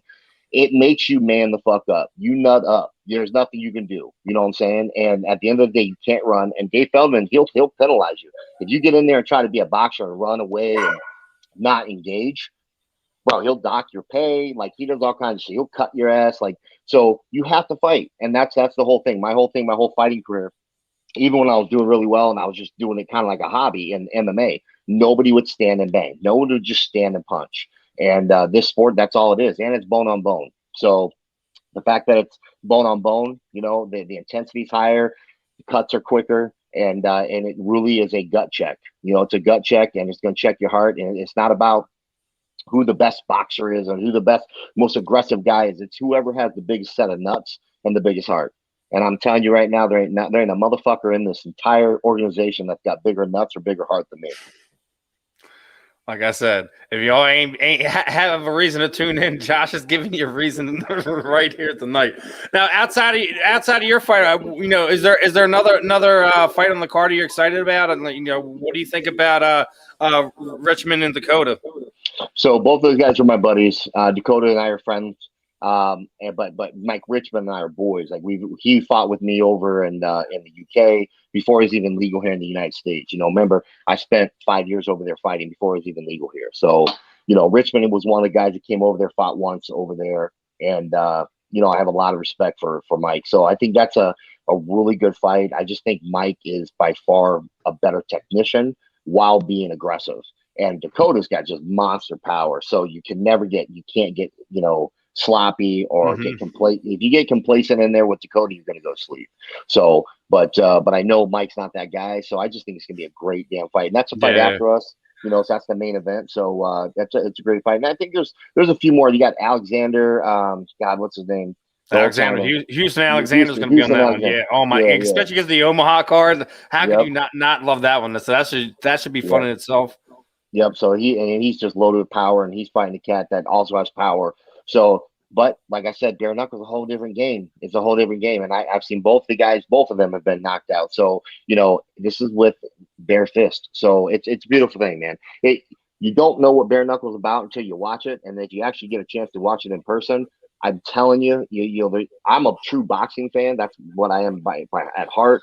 but I'm telling you, nothing gets me more excited than watching bare knuckle boxing, just because it's just brutal. It's brutal, and the sound is completely different. See, I'm not down there in Florida. Zach is. I've been trying to get him to get down there to one of the events, but a lot of times, like he has umpiring. Then we have the show Saturday night, so it's real rough for us to get out there. So it's hopefully soon, man. We can make the whole point. Like, we're gonna live stream me, like, from at one of the events, you know what I'm saying, Steven? So you're live from your living room or whatever your piece of shit studio you want to call it, while I'm live at the actual event, the studio. Finally, I'm one-upping Steven, because your studio usually kicks my little corner's ass over here at my house. But, if I'm live at the event, can't top it. Exactly. There you go.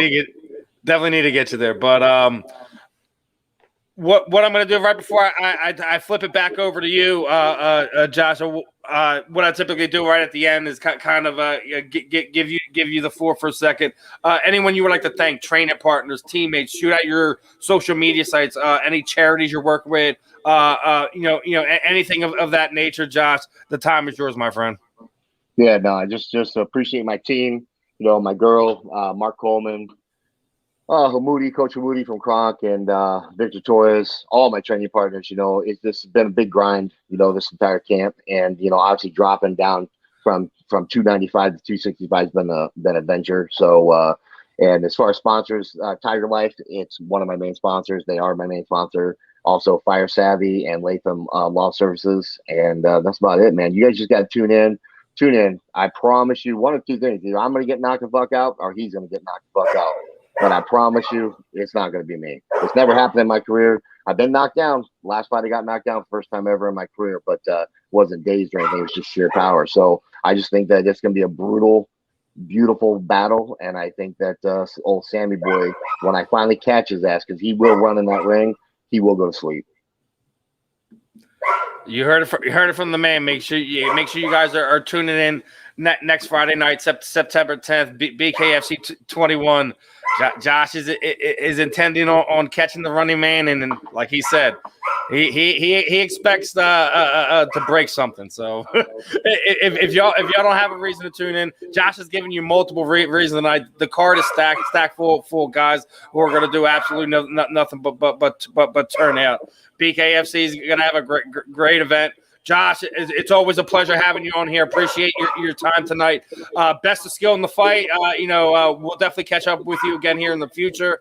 And have a good one, man. Appreciate you guys, man. Have a great night. All right. See you, Josh.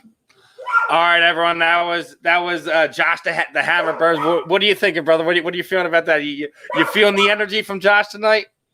Oh, I'm feeling the energy. And Steven, speaking of energy, it's the U.S. Open tennis. I know you probably don't give a fuck, but there is an American girl who is full of all types of energy throughout New York City right now at Arthur Ashe Stadium and all that, trying to beat the #1 ranked player in the world. They're in the third and final set, tied in the tiebreaker as she tries to beat the #1 player in the world. This would bring the house down.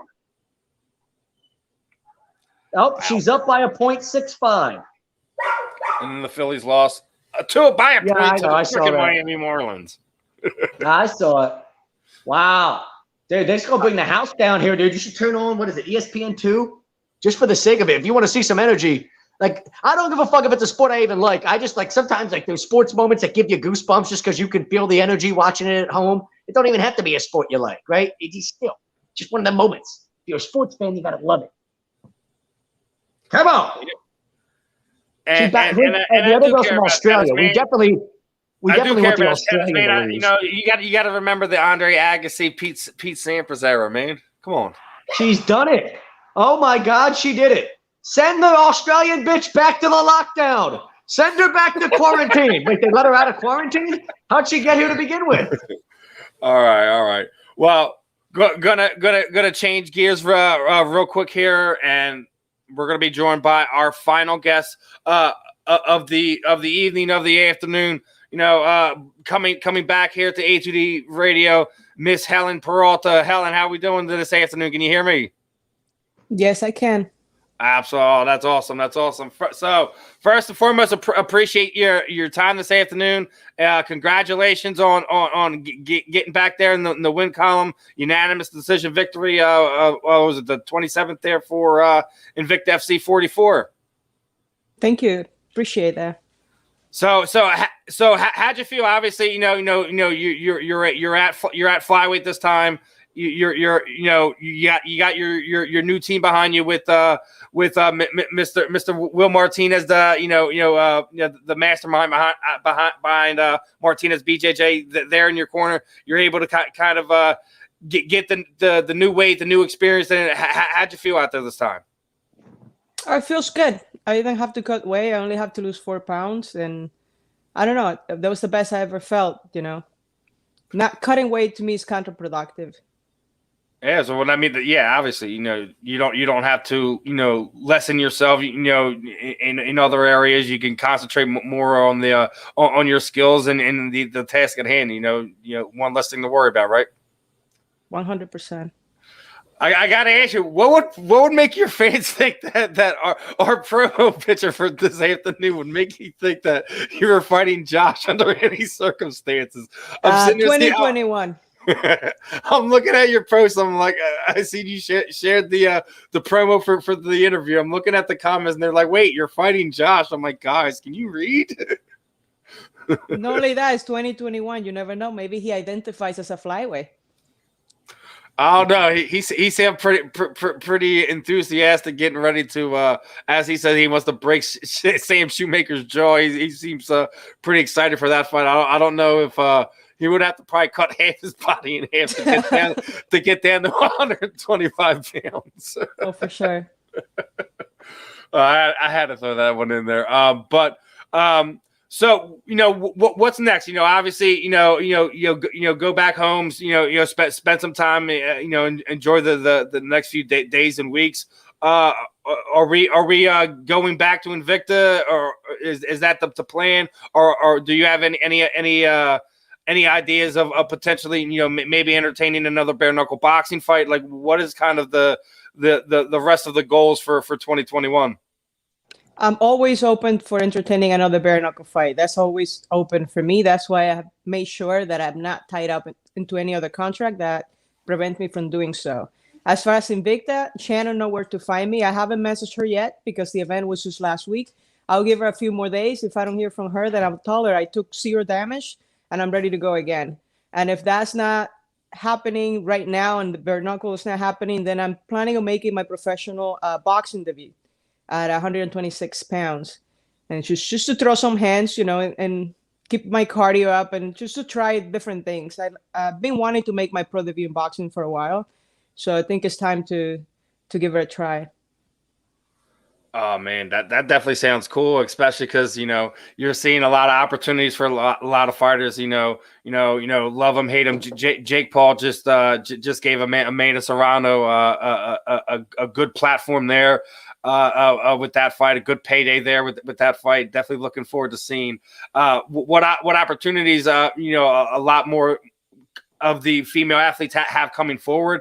Definitely would like to see you boxing too. That would definitely be interesting. Like you said, keep everything going, keep everything moving. Like you said, that's it. That's if or when you don't get a call from Invicta or BKFC. So definitely something I would want to see for sure. Yeah, me too. Boxing is easy. Hey, listen. It is. Boxing is easy. I mean, you're laughing, Zach, but here's the thing. Helen's basically coming from the mixed martial arts world, where you're basically doing a little bit of everything. Where she only has to worry about this much of it, where she's used to worrying about this much of it.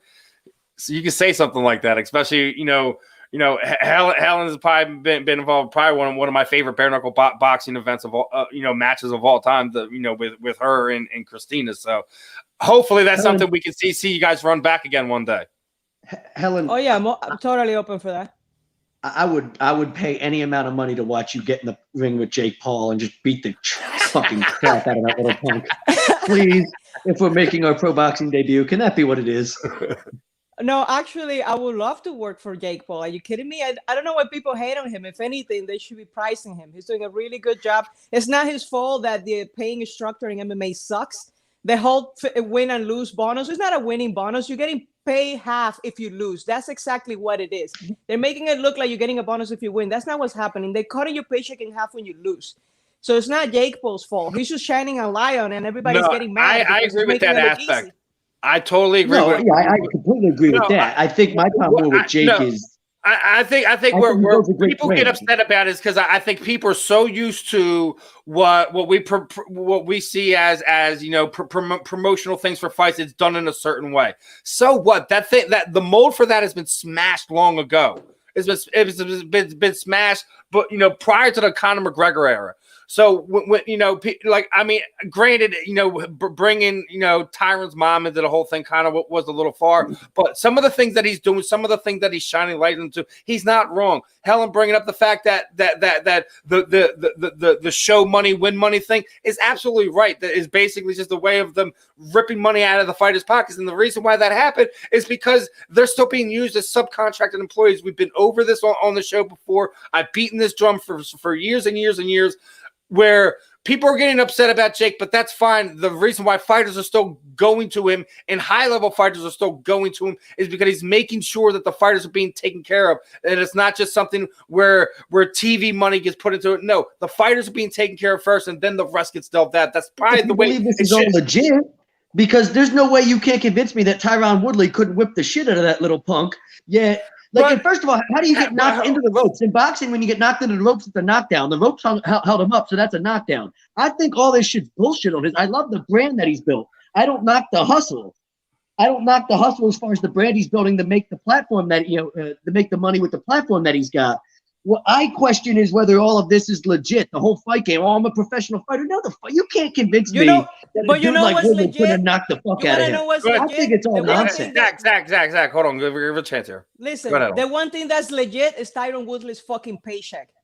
That's what's legit. If it was fixed, who gives a fuck? Get your fucking bag and take care of your family. If he didn't get it before, he can get it now. Why not? The WWE is completely scripted, and they make way more money than MMA fighters. But see, if it's script is script, it doesn't matter. I'm not hating the hustle side of it. Here's the thing: we're acknowledging that the fight part of it isn't legit. I'm not hating the hustle side of it, and guys being like, but what if you're saying it's a fix?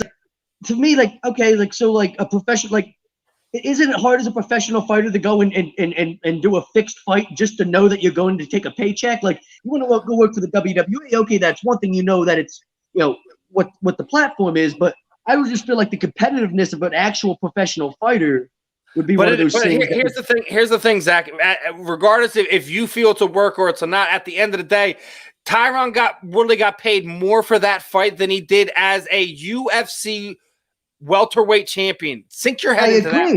So regardless of how we feel, if it's a work or not, I honestly don't feel like anything he's done is a work to this point. Would I like to see him continue to improve? Took a total dive. Ben Askren took a total dive. Like, that was a complete work. The Ben Askren fight was a total work, and everybody knew it. Like, everybody that was backstage at the fight even was calling it out. Like, this was a total work. Like, this was not legit, and that's fine. You guys just made a whole bunch of money for doing a 2-round work. That's fine. But what else was Askren supposed to go? He was already completely destroyed, because this is the thing with the MMA community. MMA fans sucks. The moment you start losing, they treat you like shit, no matter how hard you work, no matter what you have accomplished. He was at the bottom of the pit. If it was a work, who cares? Who cares if it was a work? Care. He was already on the way down. I want to watch it work. I'll go watch the WWE. But here's the thing. Buy it. Don't buy it. It's basically the same thing now. I don't buy the fight, but that's the point. But that's the point. If I don't buy the fight and we're all sitting here saying, well, it's a work. But here's the thing, Zach, and John's bringing it up now. John's bringing up fraud. That's what that is. He's a fraud of a professional fighter. But no, here's the thing. Zach, but he's not a fighter. Zach, here's the thing.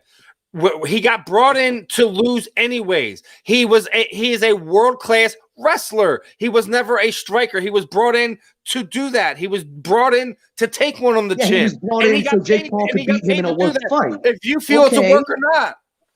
It was a mismatch. I'm not even think a lot sure. of people care. I think that's the point.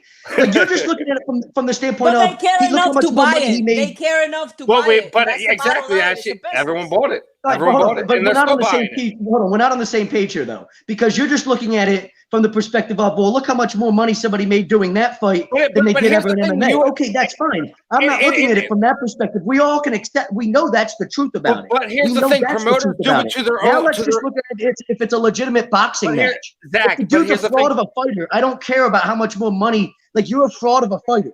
Then just come out and say, yeah, this is all a work. It's all a fraud. You all know it anyway. You're still going to buy it. But don't sit here and try to sell yourself as a legit fighter to me.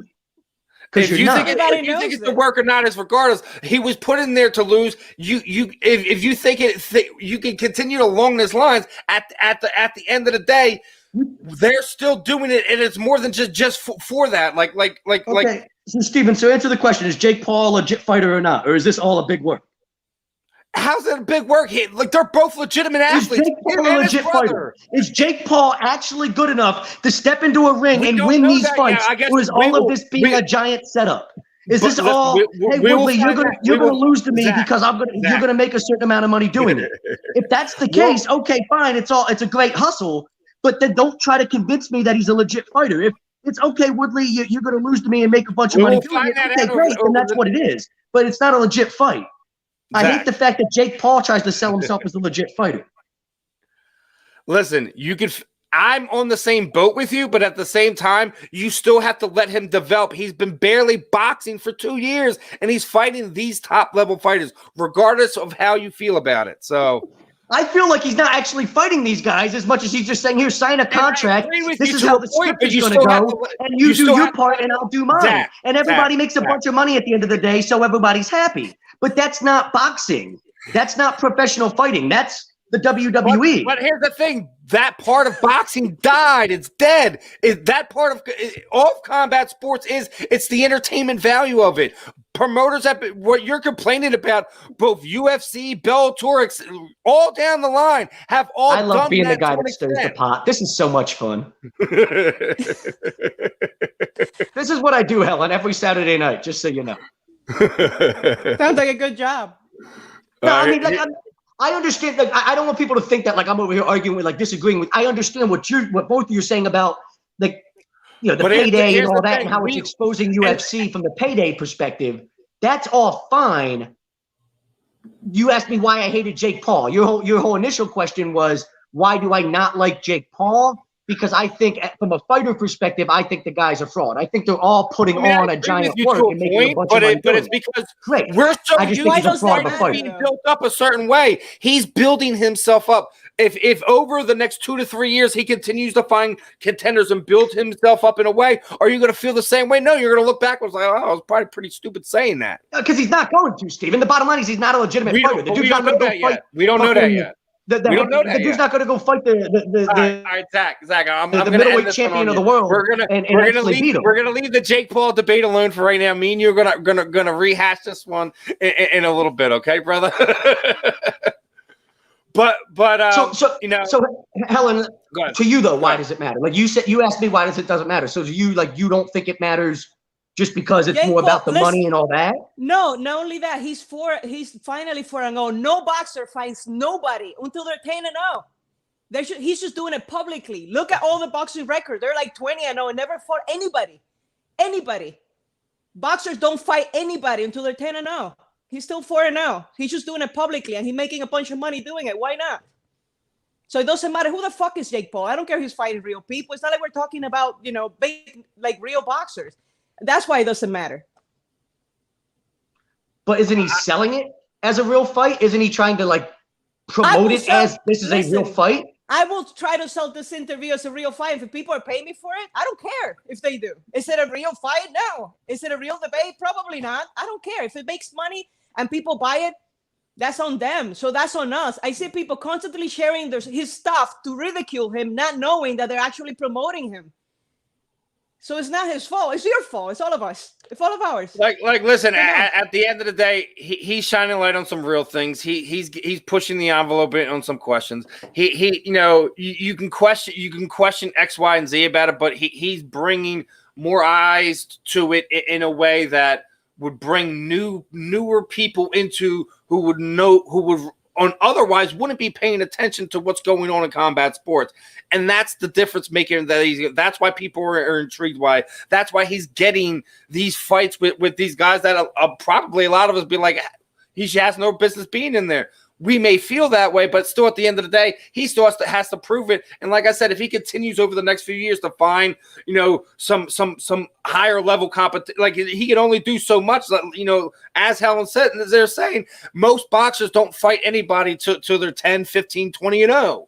You don't see that. It doesn't happen.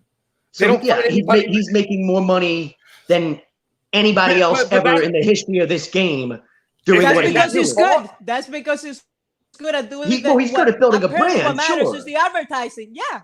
So that's what matters. But doesn't it make you roll your eyes when he says? But doesn't it make you roll your eyes when he says he wants to go be the middleweight champion? I'm gonna go beat the middleweight champion. I'm like, no, you're not. That's all nonsense. I just roll my eyes at that. That's part of his gimmick, though. That's his gimmick. So it's all a gimmick. Okay, so you're already accepting it as like it's a gimmick, and I understand that it's a gimmick. I'm not looking at it as it's real because you wouldn't be talking about him. If he didn't say that, you wouldn't be talking about it. You made my whole fucking interview about him, even though you don't like him. So it works. He builds a great brand. No, he's great at getting the attention that he needs. Oh yeah, he builds a $1 billion brand. And this is exactly why Helen would love to be on that card.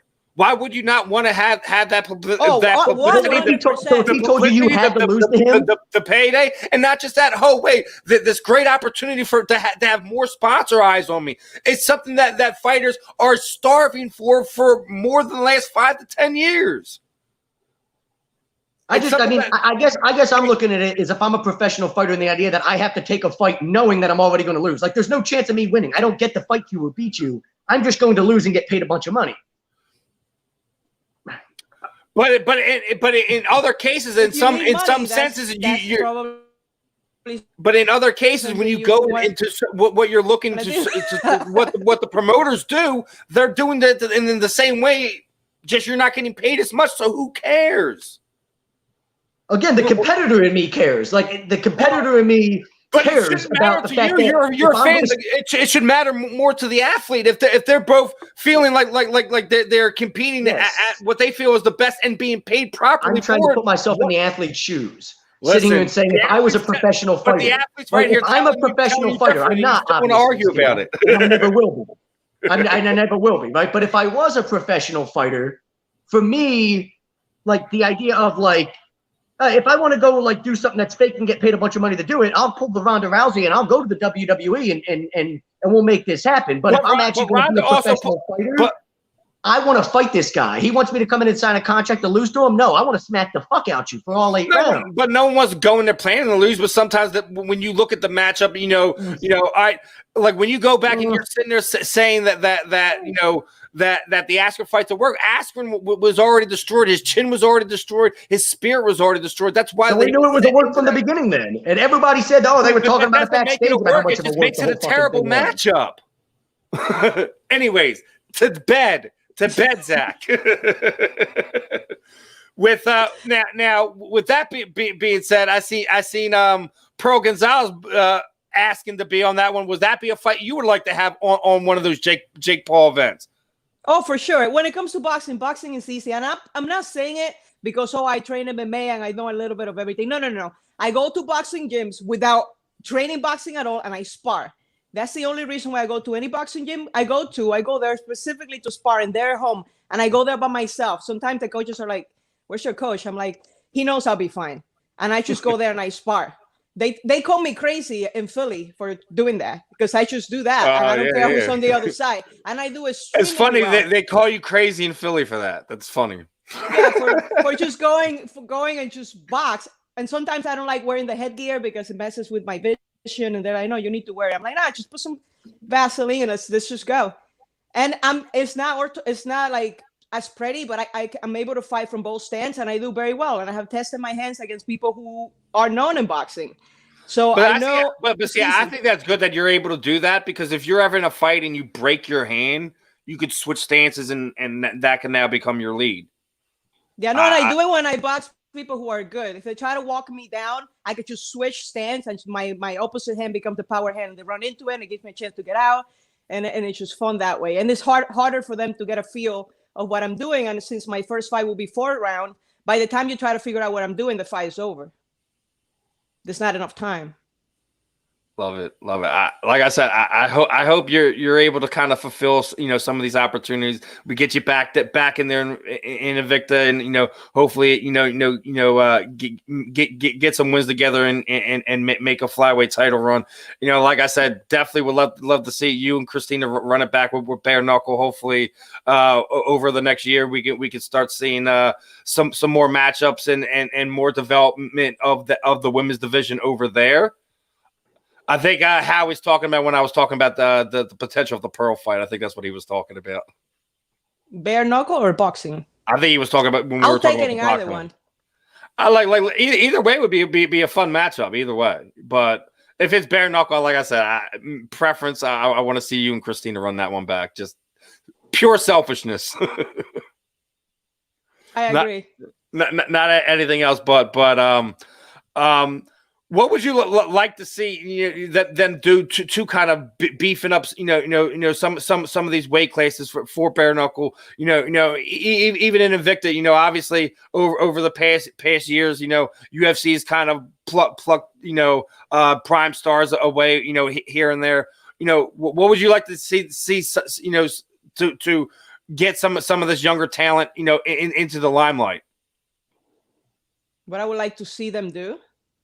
Just anything like I said, hopefully, we could see something like maybe Invicta bring in something like a version of a Ultimate Fighter to kind of fill out more of these divisions, get more eyes on some of these younger stars who could potentially begin ready to come up. Yeah, well, that's going to be really difficult for them to do because since they are kind of like the leading promotion for female fighters, they have become kind of like a fishing tank, whether they like it or not. So whenever anybody that's coming up that's good, the UFC just grabbing them because they have so many events during the year.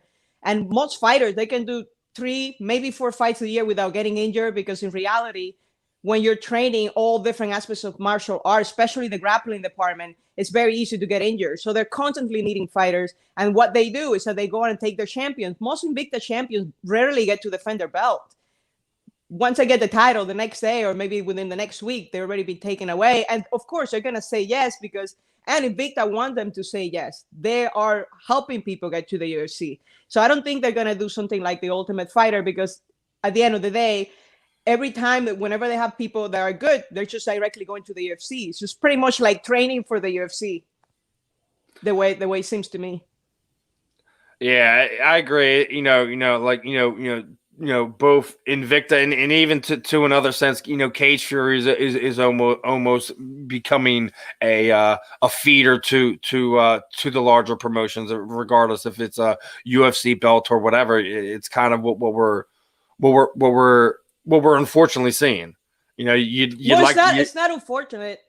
It's unfortunate to the fact that for fans who you might have fans who are actually fans of Invicta, not just UFC fans, and actually want to see those people be developed, want to see the champions defend their belt, but at the same time, we as fans also have to realize that you fighters also have dreams and aspirations and can't hold on to those things being in the UFC. But then you have those things where, like we talk about, the pay isn't great. I think a lot of the fighters should just go where the contract best fits them, not always just chase that 3-letter name that a lot of fighters do.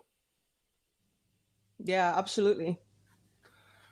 Now, Helen, before I get ready to let you go this afternoon, again, wanted to thank you, but also I wanted to add, you were also talking about your time here in Philly. Obviously, you came here and Crescenda Adams is probably one of the major factors of it. Do you think she's going to make a run here for Combates and get a chance to put some more gold around her waist there? I believe so, and if it's then again the UFC is taking all the good fighters, So I see her winning but one, you maybe got Campbell over there. I think he's doing a pretty good job of building his brand and keeping hold of the fighters there too. Yeah, well, she's a killer. I'll tell you that. She's my main training partner when I'm in Philly. She's part of the reason why I might be moving to Philly. Definitely moved my training camp there. The moment I got there, it was very easy for me to work with her. Usually when I travel a lot, so I'm always the guest, and I have to accommodate this girl's feelings everywhere I go. And that takes away from the training. It takes me a week or two before we can actually like spar properly, because I have to be mindful of the fact that that's their gym, and people are watching and all of this. With her, I went there on sparring day because I couldn't make it the day before. I wanted to go the day before to build a relationship before we go and beat the shit out of each other. But I couldn't make it the day before, so I just show up for sparring day. I'm like, I'm sure you're going to like it, And we started sparring. I'm a trash talker the whole time. And it was great because she was just talking trash back. And I was like, oh, this is awesome. And then there were several people close to my weight, and we could just train, and there was no ego. It was a very good environment for growing your skills. And, some days I get beat up. Some days I'm the nail. Some days I'm the hammer. And I like that kind of environment because it keeps you thinking. It keeps you getting can't better. Always be, if you're the best person in the room and you're consistently the best of the person in the room, you have to find another room. 100%. I mean, just like you get to a point, like if you're the alpha in the tank, you got to get moved to another tank because you can't always. Especially when we're talking about combat sports, regardless if we're talking MMA, boxing, bare knuckle, whatever it is that we're working on, etc. You don't want to be the best person in the room because just that's just you want to consistently be tested. So I mean, had the fortunate chance to when my kids were younger to have them train down at Will's. Definitely know it's one of the best rooms here in Philadelphia. Definitely glad that you're able to kind of be here and get that work in. Definitely good to see you kind of link up with Crescenda because I think both of you making each other better can only benefit the both of you. Definitely looking forward to seeing what you guys wind up coming up with, and hopefully continue to work together because when you have two partners like that who are able to kind of go off each other like that and kind of build that type of thing, usually one or both winds up being able to push themselves to the top of the mountain. So I'm really interested to see the pairing, both of you, Crescenda, and the pairing of Martinez grow. Hopefully it becomes a marriage over time. Yeah, I think it will. I've been to more than 15, maybe 20 gyms in the country. I travel a lot.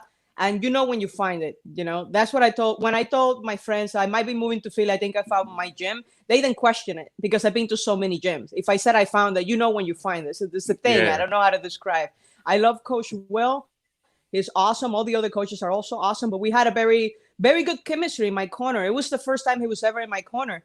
And part of the deal for this last fight was that my opponent was a black belt in Brazilian Jiu-Jitsu, and her only chance was on the ground, right? So don't go crazy with the punches. Just keep it one at a time until she breaks, and then take it from there. So at one point she hits me because my hands were down because I wanted to be able to prevent her from shooting. And when people hit me in the face, I want to fucking kill them. So he probably read it right before I did it. He was probably saying like things before that, and I didn't hit him because I was just like, oh no, you hit me, I'm going to kill you.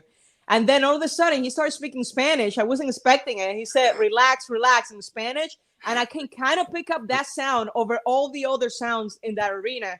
And immediately I pull back. Okay. People don't understand how huge that is to be able to hear your coach in the madness is. Oh, it was crazy. It was almost like all the other voices were turned down and he was calm and I could hear what he was saying. And it was just like a very calm conversation. I went to the corner. I'm like, oh, she punched me in the mouth. That's fucking rude. He said, you know what? Punch her back. And I'm like, it was just so calm in my corner. And it was so smooth. I was like, oh, wow. And it was our first time working together. It was, yeah.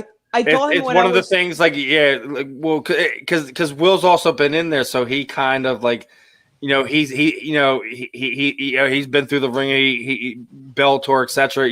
He's cornered so many guys, UFC, etc. So like he's been there, and like being able to have that, and obviously the fact that he's bilingual too don't hurt either. No, it doesn't hurt. You wouldn't expect he speaks Spanish, but he does. It took me. Oh yeah, from the look of him, you so unassuming. Then it's the next thing you know, he just starts coming out. It's like, yep, there you go. He's definitely a unique one. Definitely glad he's here in Philadelphia.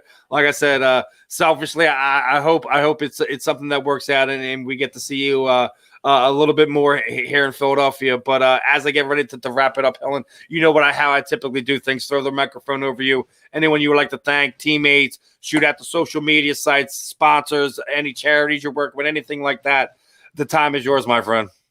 I always keep it simple in that. I just want to thank everybody that had anything to do with where I am right now in my career and that helped me through the years, not just for this fight.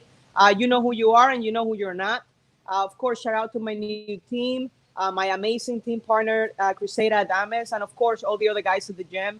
My new coach, Will Martinez, and anybody that they watch, even if you don't interact with me, if you watch my posts and you're thinking, I hope she wins, thank you. I can definitely feel the good vibes. My last fight, I felt like I had so many people in my corner, even though they weren't there, that it just made it look easy. And of course, thanks to my sponsor for keeping the Badassery shuttle on the road and helping me with my training and things like that. Well, definitely is always a pleasure having on you. Having you on here. Definitely looking forward to what's next. As soon as you get something lined up, definitely looking forward to getting you back on here, see what's going on. Like I said, regardless if it's Invicta, regardless if it's bare knuckle boxing, regardless if it's your pro boxing debut, definitely looking forward to it. Helen, best of skill with that and everything else going on. Enjoy the downtime. I'm sure you don't want too much of it. Obviously, you're going to be calling Shannon within the next few days. Appreciate the time as always, and looking forward to having you on again. Hope you have a good rest of the evening, and we'll catch up. Awesome. Thank you so much for having me. Have a good night. You too. All right, everyone. That was Helen Peralta. It was definitely a good one. Zach, you need to let it go. Let go of the Jake Paul stuff, bro. No, I think my point was because I felt like you guys felt like I was arguing with your points. Well, I wasn't arguing with your points. You guys that's all spot on. But again, I think kind of like when me and you talk about government, I already knew about how corrupt and yes, of course, UFC fucks over their fighters with money. That's not Jake Paul didn't need to expose any of that for me to know that. You know what I'm saying? I already knew that about the industry sort of thing. So, I agree. The reason why it's a thing is because you know how media works, bro. And things like that get buried and things of that nature. And that's what happens, bro. But like I said, man, definitely looking forward to what's next for Helen and everything she's doing. I actually cannot wait to see what Will winds up coming up with her next. Like I said, man. Was able to have a small opportunity being down there when my stepdaughter and my youngest daughter were training there for a period of time. He is probably one of the more underrated coaches here in the upper Northeast. That gym is special. How you missed Josh? Josh was on prior to Helen coming on. Howie. But oh, good Lord! What happened? What I missed? Why is this game on national? Oh my God! I've got Virginia against William and Mary on one of the channels down here. I'm not even sure why. Who wants to watch this game? It's 29-0 Virginia in the third quarter. I gotta say, Howie, is go back when we end this in the next few minutes and go back to the beginning of the second hour. Josh was classic. Just to say, I don't think he's too happy with Sam, and it's going to be interesting. Yes. Please listen to the replay, Howie. I promise you, it's worth it. last few minutes, but wanted to touch on a few things before we get into it. Obviously, next week's going to be the, we're going to do it on, it's 9/11. We're going to be on the, September 11th will be next week's show. I guess me and Zach will come up with some things, and as I already let him know, we got, we're pretty much as of right now, pretty much a full house. Me, him, we have 3 guests already nailed down. 1 in the first hour, 2 in the second hour at this point in time. 1 returning guest that, we're gonna have some fun, man. Next week's gonna be a blast. Got some more things that doing on. I'm actually gonna be hosting a live. Was it for the Eagles game next week? A live chat on a new app that they're dropping. So we're gonna be doing that. Tommy had some announcements today. Some H&E announcements. Yeah, the boss man gonna be a serious. I'll tell you what. I had a conversation with them. Hell, a few years ago. I mean, we were just bullshitting around, and I was talking about how Barstool had their own channel on Sirius, and it'd be like, wouldn't it be cool if that was us one day? And he's like, that's the plan, brother. That's the plan for something like that. We're getting there, man. And like I said, man, as he said today, we're one step closer to having our own channel, being an A2D radio takeover, right? The takeover continues, Steven. Listen, if y'all ain't jumped on board already, I don't know what you're waiting for. We have programming sometimes multiple times a day throughout the day and evening. I mean, we cover everything from. We cover everything from football to baseball to hockey to freaking soccer, combat sports. Obviously, coming on here with talking to guys like Josh and Helen and and everyone else that we wind up talking to on here. This is the second time someone's bringing up Nate Gary. What's going on here? Nate Gary got released by the 49ers. I'm not real sure why. He's not even getting on the field for the Niners. They cut him in I think before the second week of the preseason. All I gotta say is, I'm still trying to figure out who the fuck knows me from. Zach remembers me from when we had Christmas dinner at his great aunt's. Somebody from my family's fucking trolling me. I can't figure out who. I don't think it's either one of my brothers. Neither one of them has enough time to do it. So you're trying to find out who the Minshew account is. I'm running through all the names in my head.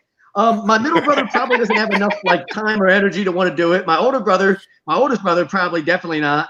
He didn't usually come to those dinners anyway. My cousins, of all my cousins, I'm trying to think of who it might be. It really is a confusing situation. But and also, brother, I forgot to tell you, I got you a little hookup. You're not gonna miss Eagle games no more. Oh, I'm not. Nah. I got you a hookup to a site because I actually want a giveaway from him. This guy, I think it's called Nevada Streams. It was on Twitter. Want a little signed Michael Vick vinyl here. I want to put together for the fam over the next few months. Is that a signed Jake Elliott jersey in the back? Yep. That's just pathetic. Holy shit. What are you talking about? He's a freaking Super Bowl kicker. I got more. Trust me. I got Papali. Dude, we were so ready to run this dude out of town after last year, too. We're like, this dude stinks. We weren't sure if Doug Peterson stopped kicking extra points because he didn't trust Jake Elliott or if it's just because Doug Peterson's batshit crazy. Howie, buddy. Listen, I know everyone's on the Josh Allen train, but yeah, it's not here. Buffalo's winning the Super. Listen, I would love Buffalo to do it because they should have did it in the 90s. I don't know if this is the team, though. I do love that coaching staff. I think Buffalo is awesome. Listen, I do love the coaching staff. I just don't know if Josh. Do you think Josh Allen is the guy, though? Oh, yeah, absolutely. I think he proved that. That kid is a pimp. And I learned that he was a pimp on Thanksgiving 2 years ago against the Cowboys when they whipped the Cowboys in Dallas. And that dude I said, this kid is a pimp. And people are like, oh, you're crazy. Last year he turned into the pimp that we all saw the glimpses of 2 years ago. I've loved that kid for a couple years. Yeah, I mean, he's Well, I don't have a signed dog phenomenal. collar, but I do got a I'll tell you what, signed headband from Calvin. Cleveland might not be. Cleveland might not be a very like Buffalo is one of the Super Bowl favorites. Cleveland might not be a bad Super Bowl sleeper. Buffalo, believe it or not, is one of the I think outside of Kansas City, they've got the second best odds in the AFC. Yeah, that's how much like people like Buffalo. Yeah, Tennessee's not a bad pick. I think Tennessee, that's not a bad sleeper pick. We're gonna have to rehash. He's obviously not a bad sleeper pick. There's some teams in the AFC. Yeah. Howie's jumping the gun. I think the Chargers. Howie's jumping the gun a little bit with us. We want to get into our way early regular season predictions next week. I know the boys in this very ring should be getting ready to hop on here in a few minutes. We're getting ready to tune this one out. On here for 8 to 10 tonight. We'll be back next week. It will be obviously September 11th, the anniversary. We're gonna have some things. We're gonna talk some things. We're gonna see what the fan think. I guess we'll ask you guys what is your favorite sports memory attached to September 11th. Something along them lines. We'll ask the fan. We'll ask our guests. Gonna have some fun. Make sure you guys are staying tuned in for all our programming, not just here, the weekly roundup, everything that Tommy and the boys are putting together here at A2D Radio. So for this week, that should be the end of that one. I'm Steve. He's Zach. We'll catch up with you guys same time, same place next week.